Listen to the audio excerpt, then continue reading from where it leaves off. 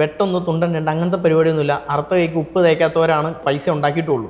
ഒരു സാധനം വാങ്ങി വിൽക്കുന്ന പരിപാടി, എന്നിട്ട് കടം കൊടുത്തിട്ട് പൈസ വാങ്ങുന്ന പരിപാടി, ഇത് നമുക്ക് നടക്കത്തില്ലെന്ന് എനിക്ക് മനസ്സിലായി. എൻ്റെ സ്വഭാവത്തിനും എൻ്റെ ഒരു ഇതിനും കൊടുത്ത കാശ് പിന്നെ ചോദിക്കാൻ ഭയങ്കര ബുദ്ധിമുട്ടാണ്. ഈ ബിസിനസ് എന്താണെന്നുള്ളത് നമുക്ക് പഠിച്ചു തുടങ്ങി. നമ്മൾ ബിസിനസ് എന്താണെന്ന് അറിയാതെയാണ് ബിസിനസ്സിലേക്ക് വരുന്നത്. ഒരു ഇൻവെസ്റ്റ്മെന്റ് എമൗണ്ട് നമ്മൾ ഇത്ര പറയുന്നു, അതിൻ്റെ ഒരു അഡ്വാൻസ് തരുന്നു, എന്നിട്ട് ആ പൈസ തിരിച്ചു മേടിച്ചു. അപ്പൊ നമുക്ക് മനസ്സിലായി പണി പാടി, ഇൻവെസ്റ്റ്മെന്റ് വേണ്ട. ഞാൻ കോട്ടയം മെഡിക്കൽ കോളേജിൽ പോയി 2 ആഴ്ച സ്റ്റേ ചെയ്തായിരുന്നു. ഈ അസുഖം എന്താണെന്ന് കണ്ടുപിടിക്കാൻ വേണ്ടിയിട്ട് MRI സ്കാൻ എന്ന് വേണ്ട സകല ടെസ്റ്റ് കൊടുത്തു. അസുഖം കണ്ടുപിടിച്ചാൽ ട്രീറ്റ് ചെയ്യാൻ പറ്റുമെന്നുള്ളതാണ് നമ്മുടെ ഒരു ചിന്ത. മെഡിക്കൽ കോളേജിലെ ഡോക്ടറും പുള്ളി ഈ രോഗം എന്താണെന്ന് എന്നോട് പറയുന്നില്ല. പുള്ളി എടാ ഇതിങ്ങനെയാ, ഇത് കൂടിക്കൂടി വരുള്ളൂ, ഇറ്റ്സ് ഓക്കെ, നോ പ്രോബ്ലം എന്ന് പറഞ്ഞ് പുള്ളി എന്നെ വിടുകയാണ് ചെയ്തത്. ഇങ്ങനെ പോയി കഴിഞ്ഞ് കഴിഞ്ഞാൽ കടം കൂടുകയുള്ളൂ, ഇതെങ്ങനെയെങ്കിലും കുറക്കണം, ഇത് ശരിയായാലേ ഞങ്ങൾക്ക് പണിക്ക് പോകാൻ പറ്റുള്ളൂ. ഈ അസുഖത്തിൻ്റെ ഒരു പ്രശ്നം എന്താണെന്ന് വെച്ച് കഴിഞ്ഞാൽ ഇത് ഒരു റിസൾട്ടിലും ഇല്ലെങ്കിൽ ഒരു ടെസ്റ്റിലും ഈ സാധനം കാണിക്കത്തില്ല. കാരണം ഞരമ്പ് ചുരുങ്ങുന്ന ഒരു അസുഖമാണത്. പിന്നെ ഇത് എക്സ്ട്രീം ലെവലിലേക്ക് എത്താൻ തുടങ്ങി.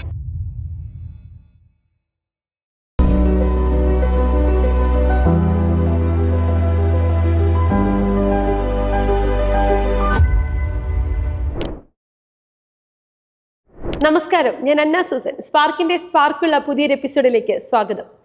കോവിഡിന് ശേഷം ഞങ്ങൾ ഏറ്റവും കൂടുതൽ കണ്ടിരിക്കുന്ന, കേട്ടിരിക്കുന്ന, അനുഭവിച്ചിരിക്കുന്ന കുറേ സ്റ്റാർട്ടപ്പുകൾ ഉണ്ടായിരുന്നു. അതിൽ കൂടുതൽ എട്ടെക്കുകളും ഫുഡ് ഡെലിവറി ആപ്പുകളുമായിരുന്നു.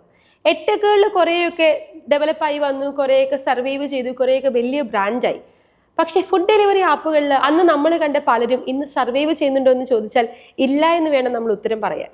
പക്ഷേ അന്ന് തൻ്റെ ഒരു പാഷനായിട്ട് തുടങ്ങി ഒരു ഫുഡ് ഡെലിവറി ആപ്പിനേക്കാൾ ഉപരി ആ ഒരു ബ്രാൻഡിനെ തൻ്റെ സ്വന്തം കുഞ്ഞായിട്ട് കണ്ട് ഇന്നും അടിപൊളിയായിട്ട് കൊണ്ടുപോയി നടക്കുന്ന, അതിനേക്കാൾ ഉപരി ഒരുപാട് ഹോട്ടൽ ഓണേഴ്സിന് വലിയൊരു ഹെൽപ്പായി മാറിയ സെൻ എന്ന് പറയുന്ന ആ ഒരു സംരംഭകനെയാണ് ഞാൻ ഇന്ന് സ്പാർക്കിൻ്റെ ഹോട്ട് സീറ്റിൽ നിങ്ങൾക്ക് പരിചയപ്പെടുത്തുന്നത്. അദ്ദേഹത്തിൻ്റെ ആ സ്റ്റോറിയിലൂടെ ഹിസീഗോ എന്ന് പറയുന്ന ബ്രാൻഡ് അത് എത്രത്തോളം ആളുകൾക്ക് ഹെൽപ്ഫുൾ ആണ് എന്ന് നമുക്ക് കേൾക്കാം. സ്വാഗതം സെൻ, സ്പാർക്കിന്റെ ഹോട്ട് സീറ്റ്. സെന്നിന്റെ നാട് എവിടെയാണ്? ഞാൻ ആക്ച്വലി പിറവങ്കാരനാണ്. പിറവാണ്, പക്ഷേ സംസാരത്തിന് മുഴുവൻ ഒരു ഇടുക്കി ടച്ചാണല്ലോ. ഞാൻ പറഞ്ഞപ്പോ ഞാനും സെന്നും ഏകദേശം ഒരേ സ്ലാങ്ങിൽ സംസാരിക്കുന്നു. അടിമലിക്കാരി ആദ്യം പറഞ്ഞായിരുന്നു. ആക്ച്വലി ഞങ്ങൾ 3 ആമ്പിള്ളേരാണ്. അപ്പൊ അറിയാലോ, വീട്ടിലെ ഒരു ബഹളവും കാര്യങ്ങളും അറിയാലോ. തീർച്ചയായിട്ടും. അത് വെച്ചിട്ട് പപ്പ ഞങ്ങളെല്ലാരും മോൺഫോർട്ടിലെ ഹോസ്റ്റലിൽ കൊണ്ടു നിർത്തി. അപ്പൊ പിന്നെ ഇടുക്കിയായിട്ട് ടച്ചായി.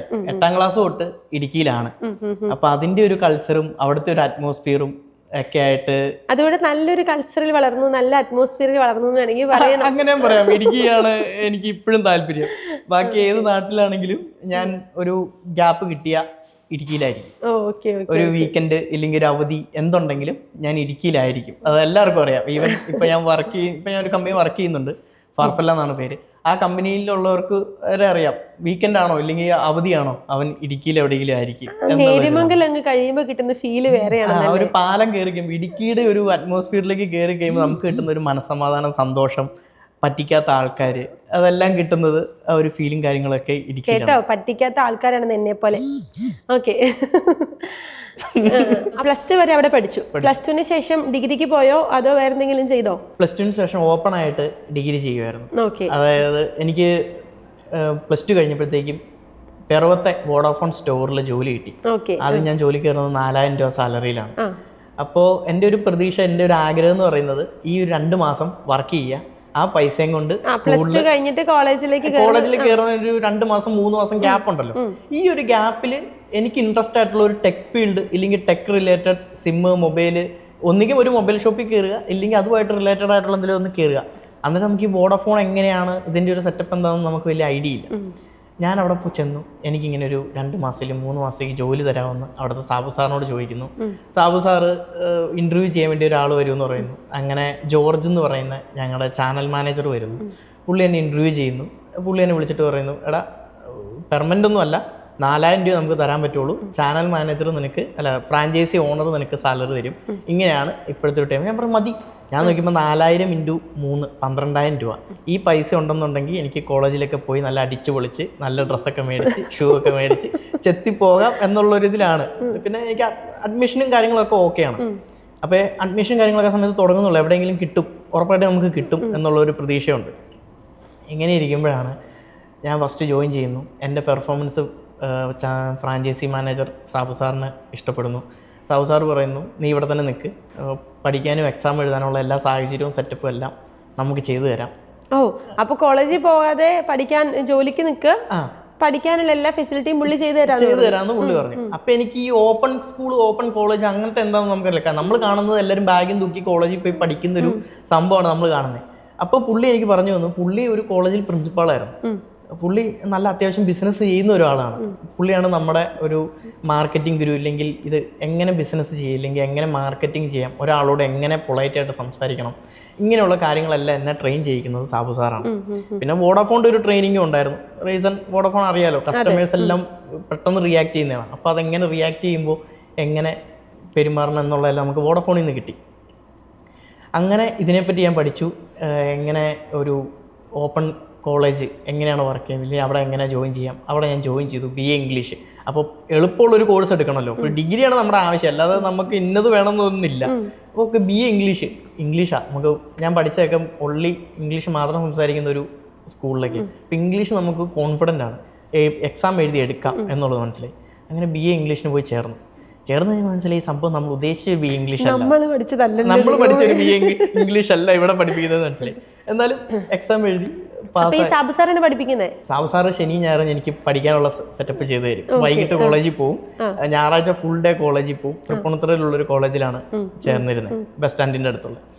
അപ്പോൾ അവിടെ ഇരുന്ന് തന്നെ ചെയ്യുന്നു, പഠിക്കുന്നു, പോകുന്നു, പരീക്ഷ എഴുതുന്നു, തിരിച്ചു വരുന്നു. സാലറി കൂടിയോ? 4000 സാലറി കൂടിയോ? ഈ 4000 എന്നുള്ളത് നെക്സ്റ്റ് മന്ത് എന്നെ ഇത് പറഞ്ഞു കഴിഞ്ഞപ്പോൾ ഈ 6000 രൂപയാക്കി തന്നു. അപ്പോൾ 4000 + 6000 10 രൂപ. ഓക്കെ, അപ്പോൾ ആ ഒരു കാൽക്കുലേഷനാണ് ഞാൻ പോകുന്നത്. 3ാമത്തെ മാസം എന്നെ വോഡാഫോണിലേക്ക് എടുത്തു.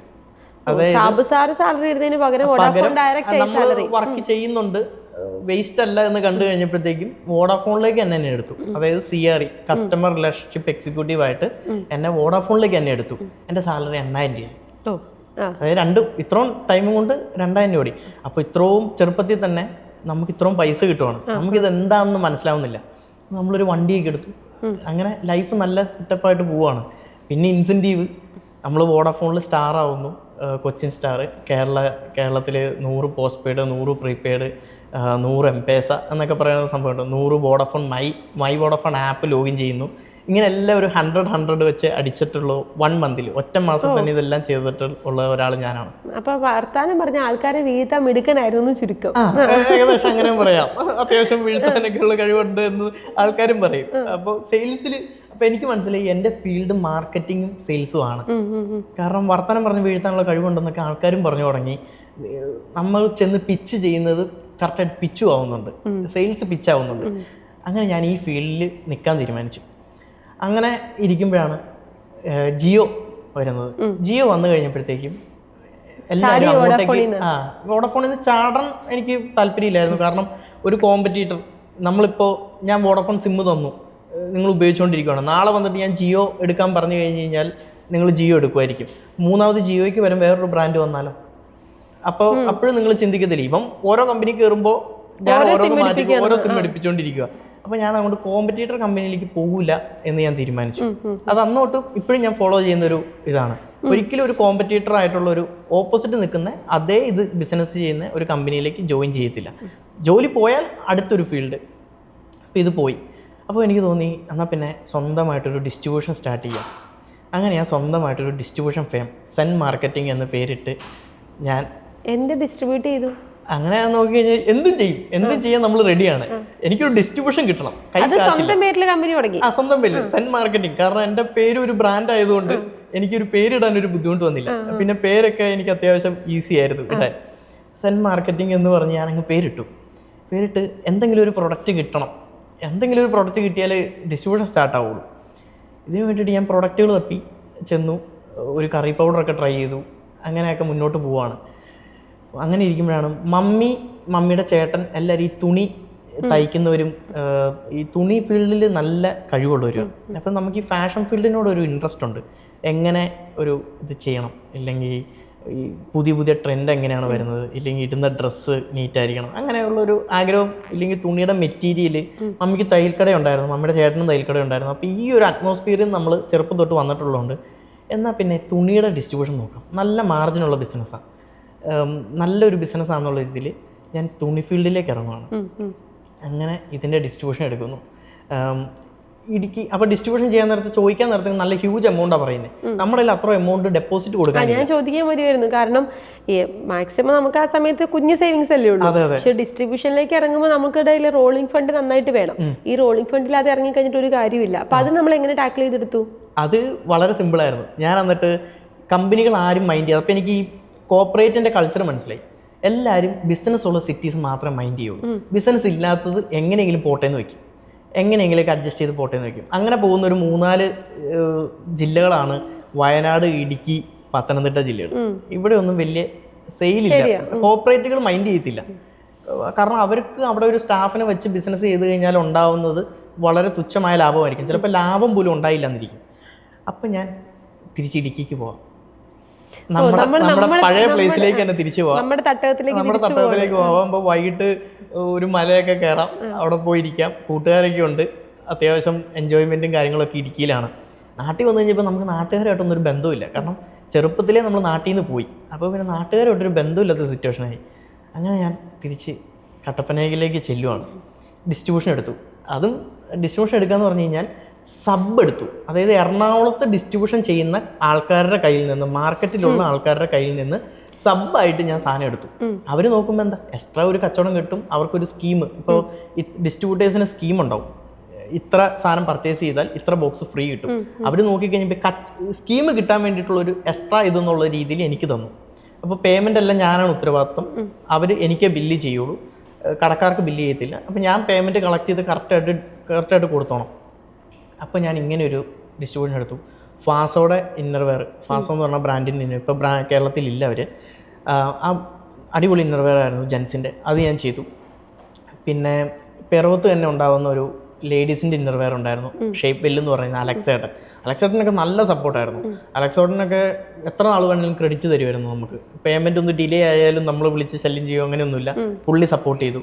അതേപോലെ തന്നെ ഞങ്ങളുടെ പള്ളിയിലുണ്ടായിരുന്ന റെനി എന്ന് പറഞ്ഞ ഒരു ചേട്ടനൊരു ഇന്നർവെയർ ബ്രാൻഡ് ഉണ്ടായിരുന്നു. പുള്ളിയുടെ കയ്യിൽ നിന്നാണ് ഞാൻ ആദ്യം ഇന്നർവെയർ എടുത്തു തുടങ്ങുന്നത്.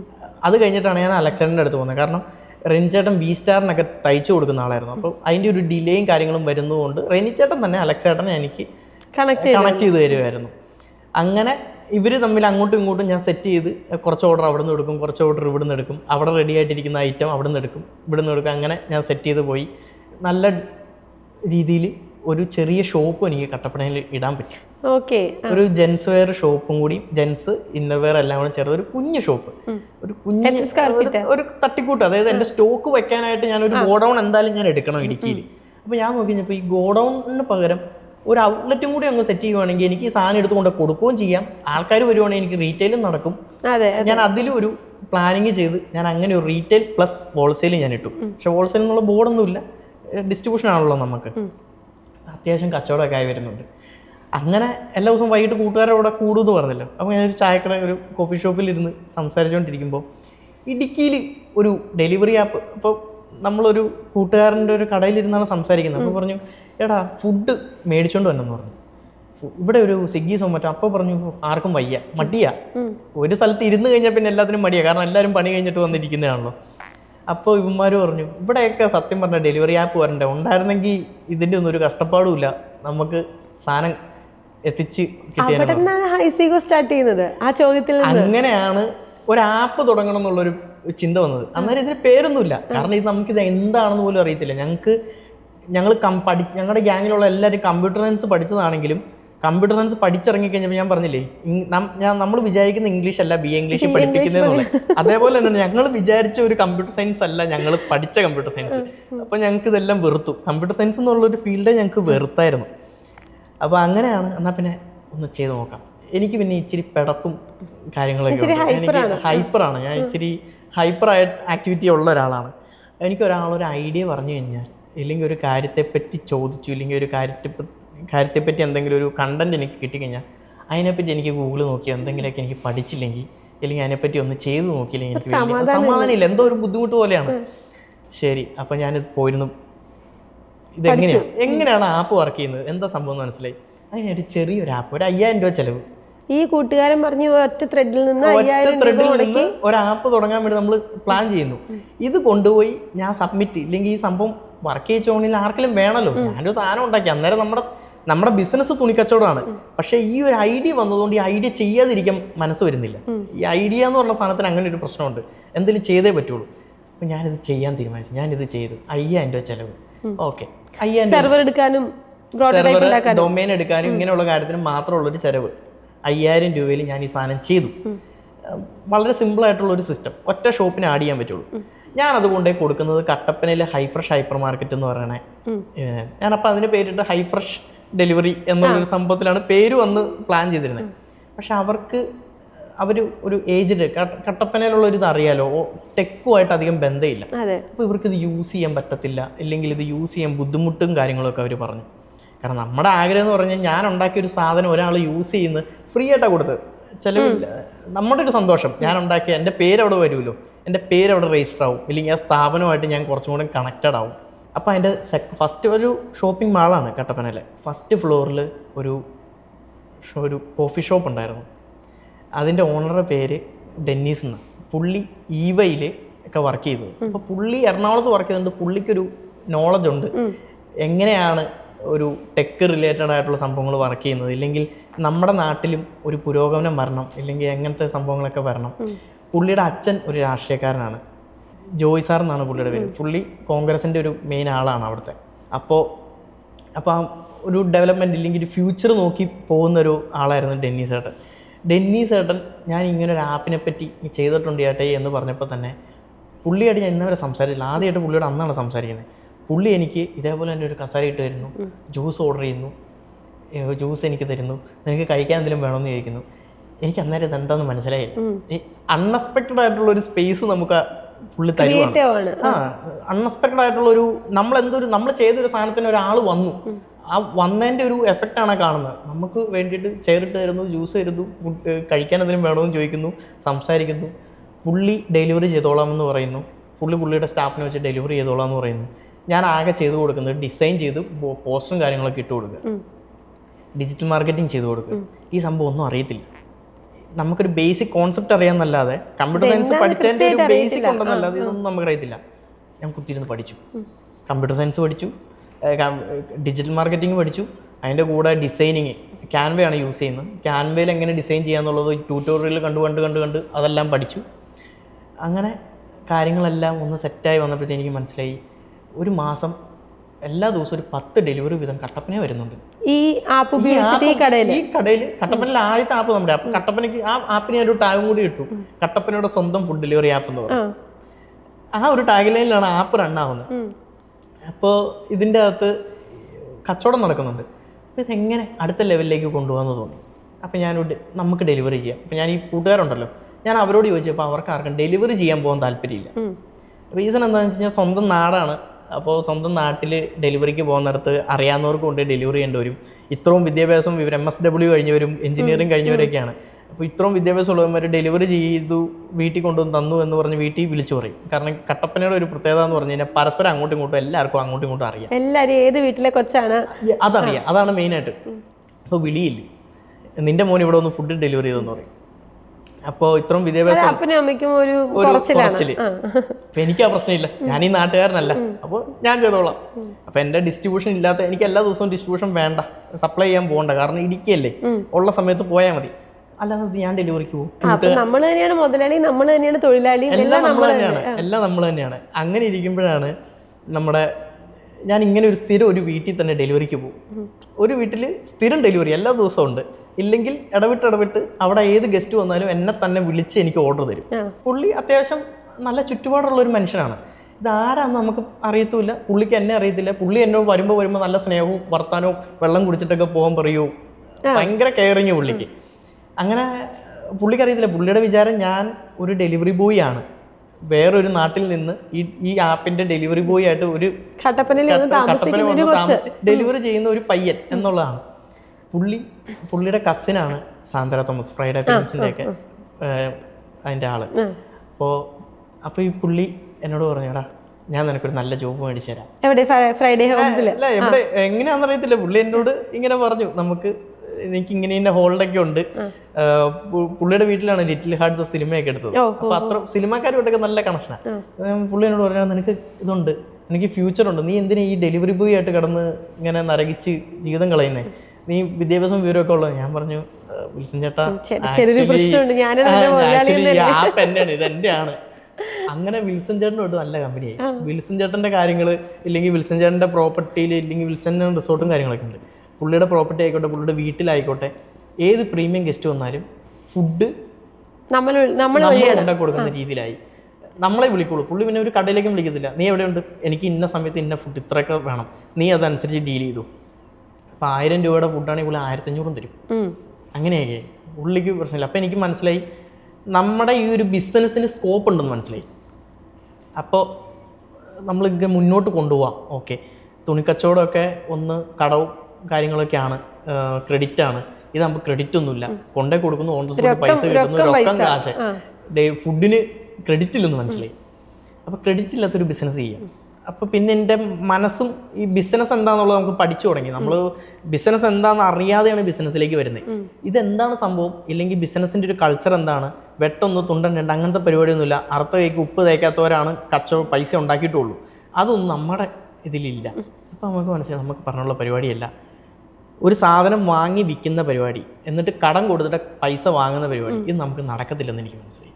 എൻ്റെ സ്വഭാവത്തിനും എൻ്റെ ഒരു ഇതിനും കൊടുത്ത കാശ് പിന്നെ ചോദിക്കാൻ ഭയങ്കര ബുദ്ധിമുട്ടാണ്. നമ്മൾ ഇന്ന് പിന്നെ കടം കൊടുത്തു കഴിഞ്ഞാൽ പിന്നെ ചോദിച്ചു മേടിക്കാന്ന് പറഞ്ഞാൽ പാടാ. ശരിയായിക്കോട്ടെ. അപ്പം എനിക്ക് മനസ്സിലായി സെയിൽസും പർച്ചേസും എനിക്ക് പറഞ്ഞിട്ടുള്ള പരിപാടിയല്ല. അതായത് സാധനം മേടിച്ച് അതുകൊണ്ട് വിറ്റ് അതിൻ്റെ ആ കിട്ടിയ പൈസയും കൊണ്ട് പോയി പർച്ചേസ് ചെയ്ത് പിന്നെ സെയിൽസ് ചെയ്ത് അങ്ങനത്തെ ഒരു ഇത് പറ്റത്തില്ലെന്ന് എനിക്ക് മനസ്സിലായി. അങ്ങനെ ഞാൻ നേരെ സർവീസ് ബിസിനസ് മതി, അങ്ങനെയാണ് ഞാൻ ഈ ഫുഡ് ഡെലിവറി തീരുമാനത്തിലേക്ക്. അപ്പൊ ഇതിന് പേരിടണം. ഇത്രത്തോളം പേരൊന്നും ഇല്ലാതെ ഓടിക്കൊണ്ടിരിക്കുന്നത്, കുറച്ചും കൂടി ഡെവലപ്പ് ചെയ്യണം, പല പല ഷോപ്പുകളും ആഡ് ചെയ്യണം. ഇങ്ങനെയെല്ലാം വന്നു കഴിഞ്ഞപ്പോഴത്തേക്കും ഇതിനൊരു പേരിടണം. എന്ത് പേരിടുന്നു ഇങ്ങനെ ആലോചിച്ചുകൊണ്ടിരുന്നപ്പോൾ ഹൈ റേഞ്ച് ആണല്ലോ, ഹൈ റേഞ്ചിന്റെ HI എടുത്തു. ഓക്കെ, ഹൈ റേഞ്ച് എന്തായാലും വേണമെന്ന് എനിക്ക് ഭയങ്കര നിർബന്ധമായിരുന്നു. ഹൈ റേഞ്ചിന്റെ ഒരു ടച്ച് ഉള്ളൊരു ഇതായിരിക്കണം എന്ന് എനിക്ക് ഭയങ്കര നിർബന്ധമായിരുന്നു. ഹൈ റേഞ്ച് എടുത്തു. അപ്പോൾ കൂടെ എൻ്റെ പേരെന്തായാലും വേണം. അപ്പം ഞാൻ ZEയും കൂടി എടുത്തു, HI ZE. പിന്നെ ഹൈസിന്ന് മാത്രമേ വരുന്നുള്ളൂ. ഹൈസിന്ന് ഇട്ടാൽ ഒരു ഫീൽ കിട്ടുന്നില്ല, ഒരു പഞ്ചില്ല. അത് മാത്രമല്ല ഡൊമൈനും കിട്ടാൻ പാട്. അപ്പം അങ്ങനെ അതിൻ്റെ കൂടെ പോകുന്ന ഒരു പരിപാടിയാണല്ലോ, അതായത് ഡെലിവറി ചെയ്യാൻ വേണ്ടി പോകുന്നു. ആ ഇതുമായിട്ട് കണക്ട് ചെയ്തേക്കണ ഒരു സംഭവം എന്തെങ്കിലും വാക്കിടാന്ന് വിചാരിച്ചിട്ട് കുറേ വാക്കൊക്കെ ഇങ്ങനെ ഇട്ട് നോക്കി, ഒന്നും ടച്ച് ആവുന്നില്ല. അങ്ങനെ ഒരു HICZEGO ഹൈസിഗോ എന്ന് പറഞ്ഞ് ഗോ ഒന്നും കൂടെ ആഡ് ചെയ്ത് ഞങ്ങൾ ഹൈസിഗോ എന്ന് പേരിട്ട് ട്രേഡ് മാർക്ക് എടുത്തു. അപ്പൊ ആദ്യത്തെ കമ്പനിക്ക് സെന്ന് പേരിട്ടു, സെൻ മാർക്കറ്റിംഗ്. രണ്ടാമത്തെ കമ്പനി ആയപ്പോൾ അവിടെ സെന്നിന്റെ ZE കൊണ്ടുവന്നു. എന്നിട്ട് ഹൈ റേഞ്ച് ഗോയും കൂടി ആഡ് ചെയ്ത് സെറ്റ് ചെയ്തു. അപ്പൊ ഈ പേരിടുമ്പോഴേക്ക് ഇത്രയും കാര്യങ്ങൾ അന്ന് മുതൽ ആലോചിച്ച് പ്ലാൻ ചെയ്തിട്ട് തന്നെയായിരുന്നു ചെയ്യുന്നത്. ആലോചിച്ച് പ്ലാൻ ചെയ്തെന്ന് പറഞ്ഞു കഴിഞ്ഞാൽ തന്നെ വരുവാണ്. ഇത് നമ്മളെ ഒരു ടീമിനെ ഏൽപ്പിക്കുവാണെങ്കിൽ ഓക്കെ. ഇപ്പം നമ്മുടെ മാർക്കറ്റ് കൺസൾട്ടിങ് ടീമുണ്ട്, ഒരു പേരിടാനൊക്കെ അങ്ങനെ ഒത്തിരി കമ്പനികളുണ്ട്. പക്ഷെ ഇതൊന്നും നമ്മുടെ കയ്യിൽ പൈസ ഇല്ലല്ലോ. നമ്മുടെ കയ്യിൽ ഈ ഡിസ്ട്രിബ്യൂഷൻ ചെയ്ത് വരുന്ന കാശും അല്ലറ ചില്ലറ ഫ്രീലാൻസ് പരിപാടിയും ചെയ്തതും അങ്ങനെയുള്ള കുഞ്ഞു കുഞ്ഞു കാശും വെച്ചിട്ട് ചെയ്യുന്നതാണ്. കിട്ടുന്ന ഡൊമൈൻ നോക്കി, ഈ പേരിട്ടിട്ട് ഡൊമൈൻ നോക്കിയപ്പോൾ ഡൊമൈൻ ഉണ്ട്, .com കിട്ടും, ട്രേഡ് മാർക്കും കിട്ടും. ബിസ്പോൾ എന്ന് പറഞ്ഞ കമ്പനിയാണ് നമുക്ക് ട്രേഡ് മാർക്ക് എടുത്തത്. പേരെന്താ പുള്ളി എടുത്തു തന്നു. അവിടെ ഉള്ളൊരു എക്സിക്യൂട്ടീവാണ്. ഞാനൊരു ട്രേഡ് മാർക്ക്, എനിക്ക് ഒരു പ്രശ്നം ഉണ്ടായില്ല. ട്രേഡ് മാർക്കിന് ഒരു റിജക്ഷനോ, അവരെല്ലാം കറക്റ്റ് നീറ്റായിട്ട് എനിക്ക് ട്രേഡ് മാർക്ക് എടുത്തു. ഈ ട്രേഡ് മാർക്ക് എടുക്കണം എന്ന് പോലും നമുക്ക് അറിയത്തില്ലായിരുന്നു. ഇങ്ങനെ ഓരോരുത്തരും എന്ന് പറയുമ്പോൾ ട്രേഡ് മാർക്ക് ഉണ്ടോ എന്ന് ചോദിക്കുമ്പോൾ ഓക്കെ, എന്നാൽ പിന്നെ ആ സാധനം കൂടി ഇരിക്കട്ടെ, നമ്മുടെ ആപ്പിന് ഇനി അതിന്റെ ഒരു കുറവ് വേണ്ട, അതില്ലാത്തതിന്റെ ഒരു ബുദ്ധിമുട്ട് വേണ്ട.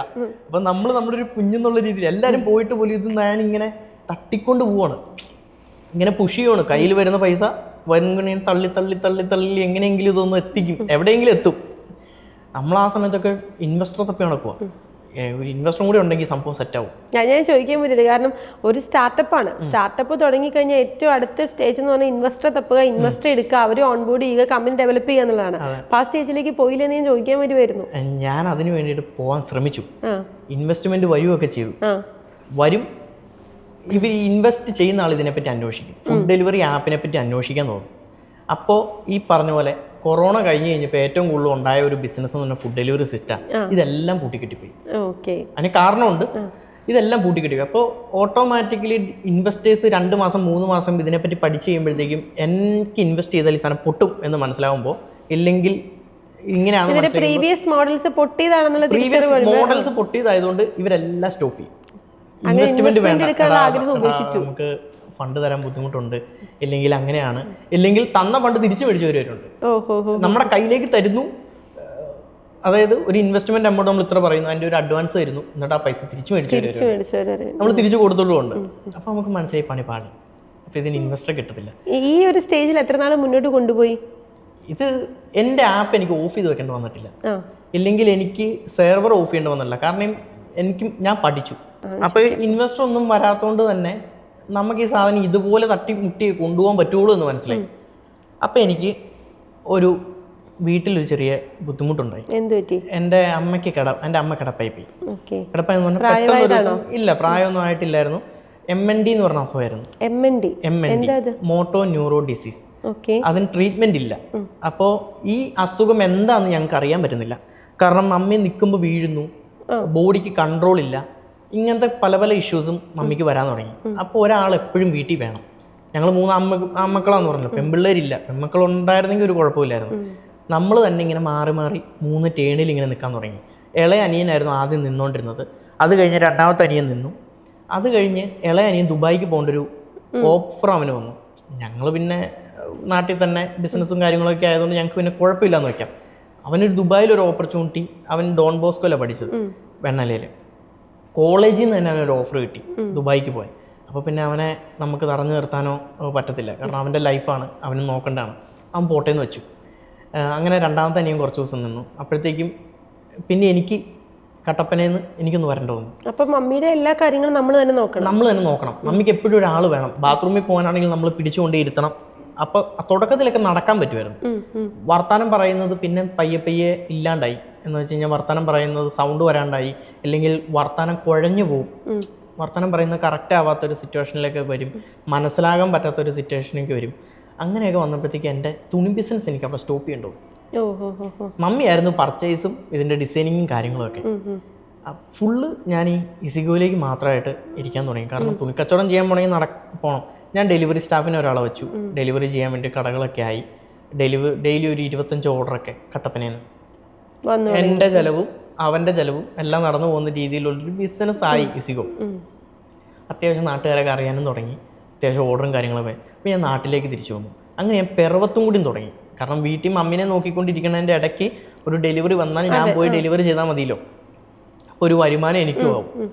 അങ്ങനെ മമ്മീനെ നോക്കിക്കൊണ്ടിരിക്കുക. എൻ്റെ ബിസിനസ് എല്ലാം ഞാൻ സ്റ്റോപ്പ് ചെയ്തു. കാരണം മാർക്കറ്റിൽ എൻ്റെ ഫണ്ട് കിടക്കുവാണ്. ഒരു 10 ലക്ഷം രൂപ അടുത്ത് തുണിക്കച്ചവടത്തിൻ്റെ തന്നെ എമൗണ്ട് അവിടെ കിടക്കുക. ഈ പേയ്മെൻറ്റ് മേടിച്ചെടുക്കാൻ തന്നെ കുറേ ഡിലേ വന്നു. കാരണം കറക്റ്റ് ടൈമിൽ നമ്മൾ പോയി ചോദിച്ചില്ല എന്നുണ്ടെങ്കിൽ തുണിക്കച്ചവടത്തിൽ പേയ്മെൻറ്റ് കിട്ടത്തില്ല. അപ്പം അങ്ങനെ കുറേ ഇഷ്യൂസ് വന്നു. പേയ്മെൻറ്റും കാര്യങ്ങളൊക്കെ ബ്ലോക്കായി, കടമായി. അപ്പോഴും ഞാനിത് ഇസിഗോ വിടാതെ ഒരു സൈഡ് വരുമാനം എന്നുള്ള രീതിക്ക് ഞാനിങ്ങനെ പിറവത്തെ കൂടെ തന്നെ ഇതാനൊക്കെ ഓടിക്കുന്നു. കട്ടപ്പനയിലും ഉണ്ട്. ഇങ്ങനെ ഓടിച്ചുകൊണ്ട് പോകുന്ന സമയത്താണ് മമ്മിയുടെ ഈ അസുഖം എന്താണെന്ന് കണ്ടുപിടിക്കണമല്ലോ. ആർക്കും അറിയത്തില്ല ഈ അസുഖം എന്താണെന്ന്. അപ്പോൾ ഈ അസുഖത്തിൻ്റെ പേര് നമ്മൾ കണ്ടുപിടിച്ചിട്ടില്ല. ഞാൻ കോട്ടയം മെഡിക്കൽ കോളേജിൽ പോയി 2 ആഴ്ച സ്റ്റേ ചെയ്തായിരുന്നു. ഈ അസുഖം എന്താണെന്ന് കണ്ടുപിടിക്കാൻ വേണ്ടിയിട്ട് MRI സ്കാൻ എന്ന് വേണ്ട സകല ടെസ്റ്റ് കൊടുത്തു.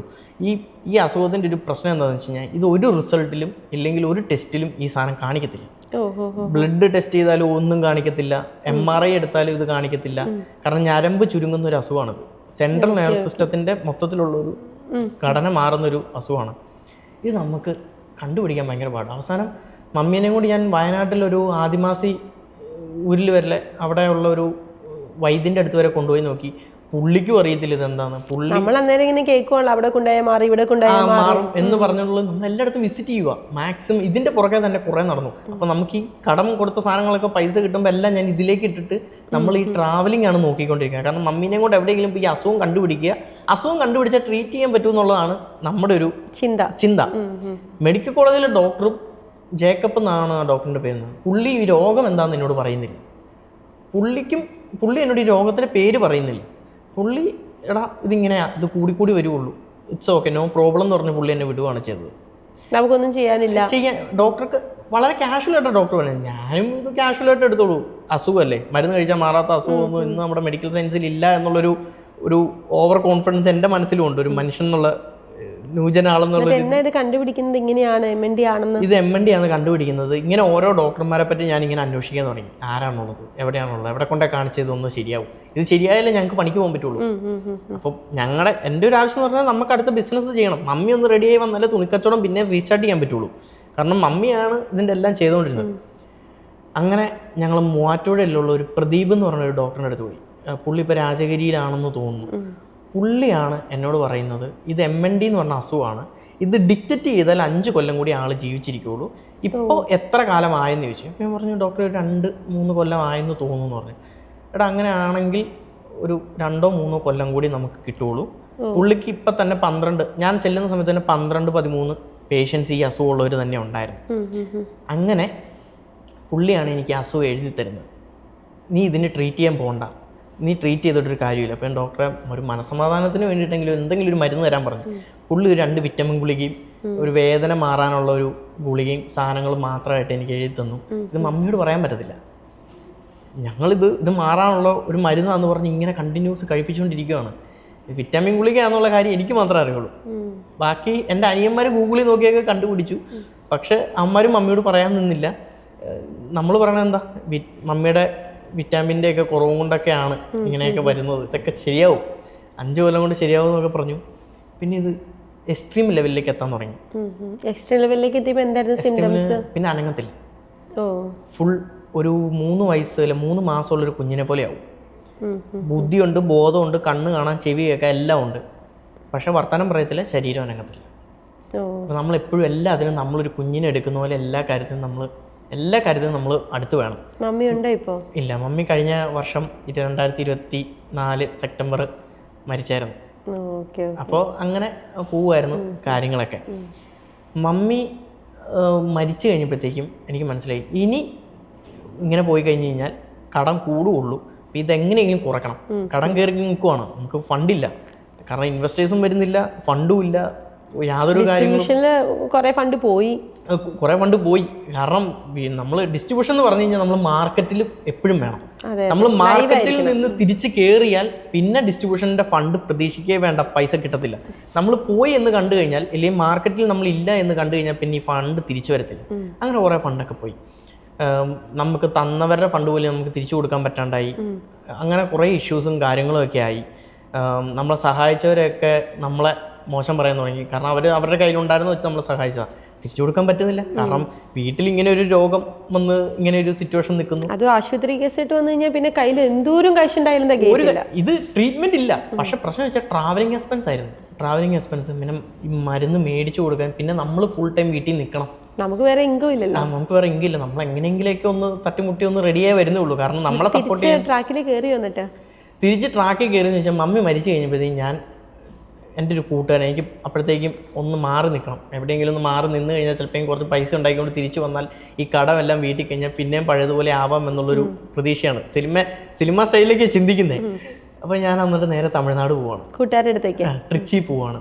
ട്രിച്ചി അവിടെ നമ്മുടെ ഒരു ഫ്രണ്ടിന് ഒരു ഹോട്ടലും കാര്യങ്ങളൊക്കെ ഉണ്ട്. വീട് ഹോട്ടലിലേക്ക് ചെല്ലണേ. അപ്പോൾ നമ്മുടെ ഈ ആപ്പ് ഇങ്ങനെ റൺ ആവുന്നുണ്ട്. എന്നാൽ പിന്നെ വേറെ എവിടെയെങ്കിലും ഒരു ഓപ്പർച്യൂണിറ്റി കിട്ടുവാണെങ്കിൽ ചെയ്യാം. വേറൊരു കാരണം കൂടി ഉണ്ട്. ഈ ഫുഡ് ഡെലിവറി നമ്മൾ ചെയ്തുകൊണ്ടിരുന്ന സമയത്ത് നമ്മൾ ഈ പറയണ പോലെ ഇപ്പോൾ ഉള്ള ആപ്പുകളെല്ലാം ചെയ്യുന്ന പോലെ തന്നെ നമ്മുടെ കമ്മീഷൻ കൂട്ടിയിട്ടിട്ടാണ് നമ്മൾ കസ്റ്റമേഴ്സിൻ്റെ കയ്യിൽ നിന്ന് പൈസ മേടിച്ചുകൊണ്ടിരുന്നത്. അതായത് 100 രൂപയുടെ ബിരിയാണി ആണെങ്കിൽ നമ്മൾ കൊണ്ട് ഡെലിവറി ചെയ്യുമ്പോൾ ഒരു 150 രൂപയാവും. ഇതിൻ്റെ ബാധ്യത സഹിക്കേണ്ടത് കസ്റ്റമറാണ്. കസ്റ്റമർക്ക് ഇരിക്കുന്നിടത്ത് കിട്ടും. പക്ഷെ ഞങ്ങളുടെ ലാഭവും എല്ലാം കൂടി ചേർത്തിട്ട് ഒരു 150 രൂപ 180 രൂപ ചിലവ് വരും. ചെന്ന് കഴിഞ്ഞപ്പോഴത്തേക്കും നമ്മുടെ ആപ്പിനെ പറ്റി ഇങ്ങനെ കുറേ കംപ്ലയിൻറ്റ്സ് വരാൻ തുടങ്ങി, കുറേ വിളി വരാൻ തുടങ്ങി. എടാ എന്നാടാ കടയിൽ നിന്ന് 100 രൂപ ഉള്ളല്ലോടാ, എൻ്റെ സാധനത്തിൽ നിന്ന് മേടിക്കാൻ നേരത്ത് 150 രൂപ, എന്നാൽ പിന്നെ ഞാൻ കടയിൽ പോയി മേടിച്ചാൽ പോരെ, ഇല്ലെങ്കിൽ കടക്കാരനോട് വിളിച്ച് പറഞ്ഞാൽ ഞാൻ വീട്ടിൽ കൊണ്ടു തരുമല്ലോ, എന്തിനാണ് പിന്നെ ഞാൻ ഇത്ര കഷ്ടപ്പെടുന്നത്. അപ്പോൾ നമുക്ക് നമ്മുടെ ഒരു കുഞ്ഞിനെ പറ്റി അല്ലെങ്കിൽ എൻ്റെ ഒരു കൊച്ചിനെ പറ്റി അപവാദം പറയുന്നു, ഇല്ലെങ്കിൽ നമ്മുടെ ഒരു കുഞ്ഞിനെ പറ്റിയാണ് നെഗറ്റീവ് പറയുന്നത്. സംഭവം ശരിയാവില്ല. ഇതിനെപ്പറ്റി എന്തെങ്കിലും ഒരു മാറ്റം കൊണ്ടുവന്നില്ലെങ്കിൽ ഈ ബിസിനസ് കൊള്ളാം, എനിക്ക് ഇഷ്ടപ്പെട്ടു.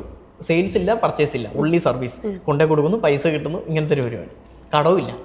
ഈ ഒരു ബിസിനസ്സിൽ മാത്രം കടം വരുന്നില്ല. അപ്പോൾ എനിക്ക് മനസ്സിലായി കടം കയറത്തില്ല. ഇതിനെപ്പറ്റി പഠിക്കണം, ഇതിനെപ്പറ്റി നല്ല പോലെ പഠിക്കണം എന്ന് വിചാരിച്ചാണ് ഞാൻ തമിഴ്നാട്ടിലേക്ക് പോകുന്നത്. അവിടെ ചെന്ന് കഴിഞ്ഞപ്പോഴാണ് എനിക്ക് മനസ്സിലാവുന്നത് ബാക്കിയുള്ള ആപ്പുകളുണ്ടല്ലോ, ഇപ്പം നമുക്ക് മാർക്കറ്റിലുള്ള പ്രമുഖ ആപ്പുകളെല്ലാം 40% കമ്മീഷനാണ് ഒരു റെസ്റ്റോറൻറ്റിൽ നിന്ന് മേടിക്കുന്നത്. ഓക്കെ 40% കമ്മീഷനാണ് റെസ്റ്റോറൻറ്റിൽ നിന്ന് മേടിക്കുന്നത്. അതിൻ്റെ കൂടെ ഡെലിവറി ചാർജ്, ടാക്സ്, ഇതെല്ലാം പ്ലാറ്റ്ഫോം ഫീ അതെല്ലാം ചേർത്തിട്ട് വരാൻ നേരത്തൊരു എമൗണ്ട് വരും. പക്ഷെ കടക്കാർക്ക് കിട്ടുന്നത് 100 രൂപയുടെ ബിരിയാണി ആണെങ്കിൽ കടക്കാരോട് പറയുന്നത് 40% നമ്മുടെ കമ്മീഷനാണ്. അത്യാവശ്യം വലിയ അറിവില്ല ഒരു ഹോട്ടൽ നടത്തിക്കൊണ്ട് പോകുന്ന ഒരാൾ എന്താ ചെയ്യുന്നത്, 100 + 40% 140 രൂപയാണ് അവൻ ആപ്പിലിടുന്നത്. പക്ഷേ ഈ 140 രൂപ -40% ആണ് ഈ ആപ്പുകൾ എടുക്കുന്നത്. അപ്പം ശരിക്കും 100 രൂപ കിട്ടില്ല ഈ ഹോട്ടൽ ഉടമയ്ക്ക്, കിട്ടത്തില്ല. 140-ൽ നിന്ന് 40% കുറഞ്ഞു പോയാൽ എത്ര രൂപ കിട്ടും? 84 രൂപയെ കിട്ടുള്ളൂ. അപ്പൊ ആക്ച്വലി 100 രൂപയുള്ള പ്രൊഡക്റ്റിന് 84 രൂപയാണ് 16 രൂപ കുറച്ചാ കിട്ടുന്നത്.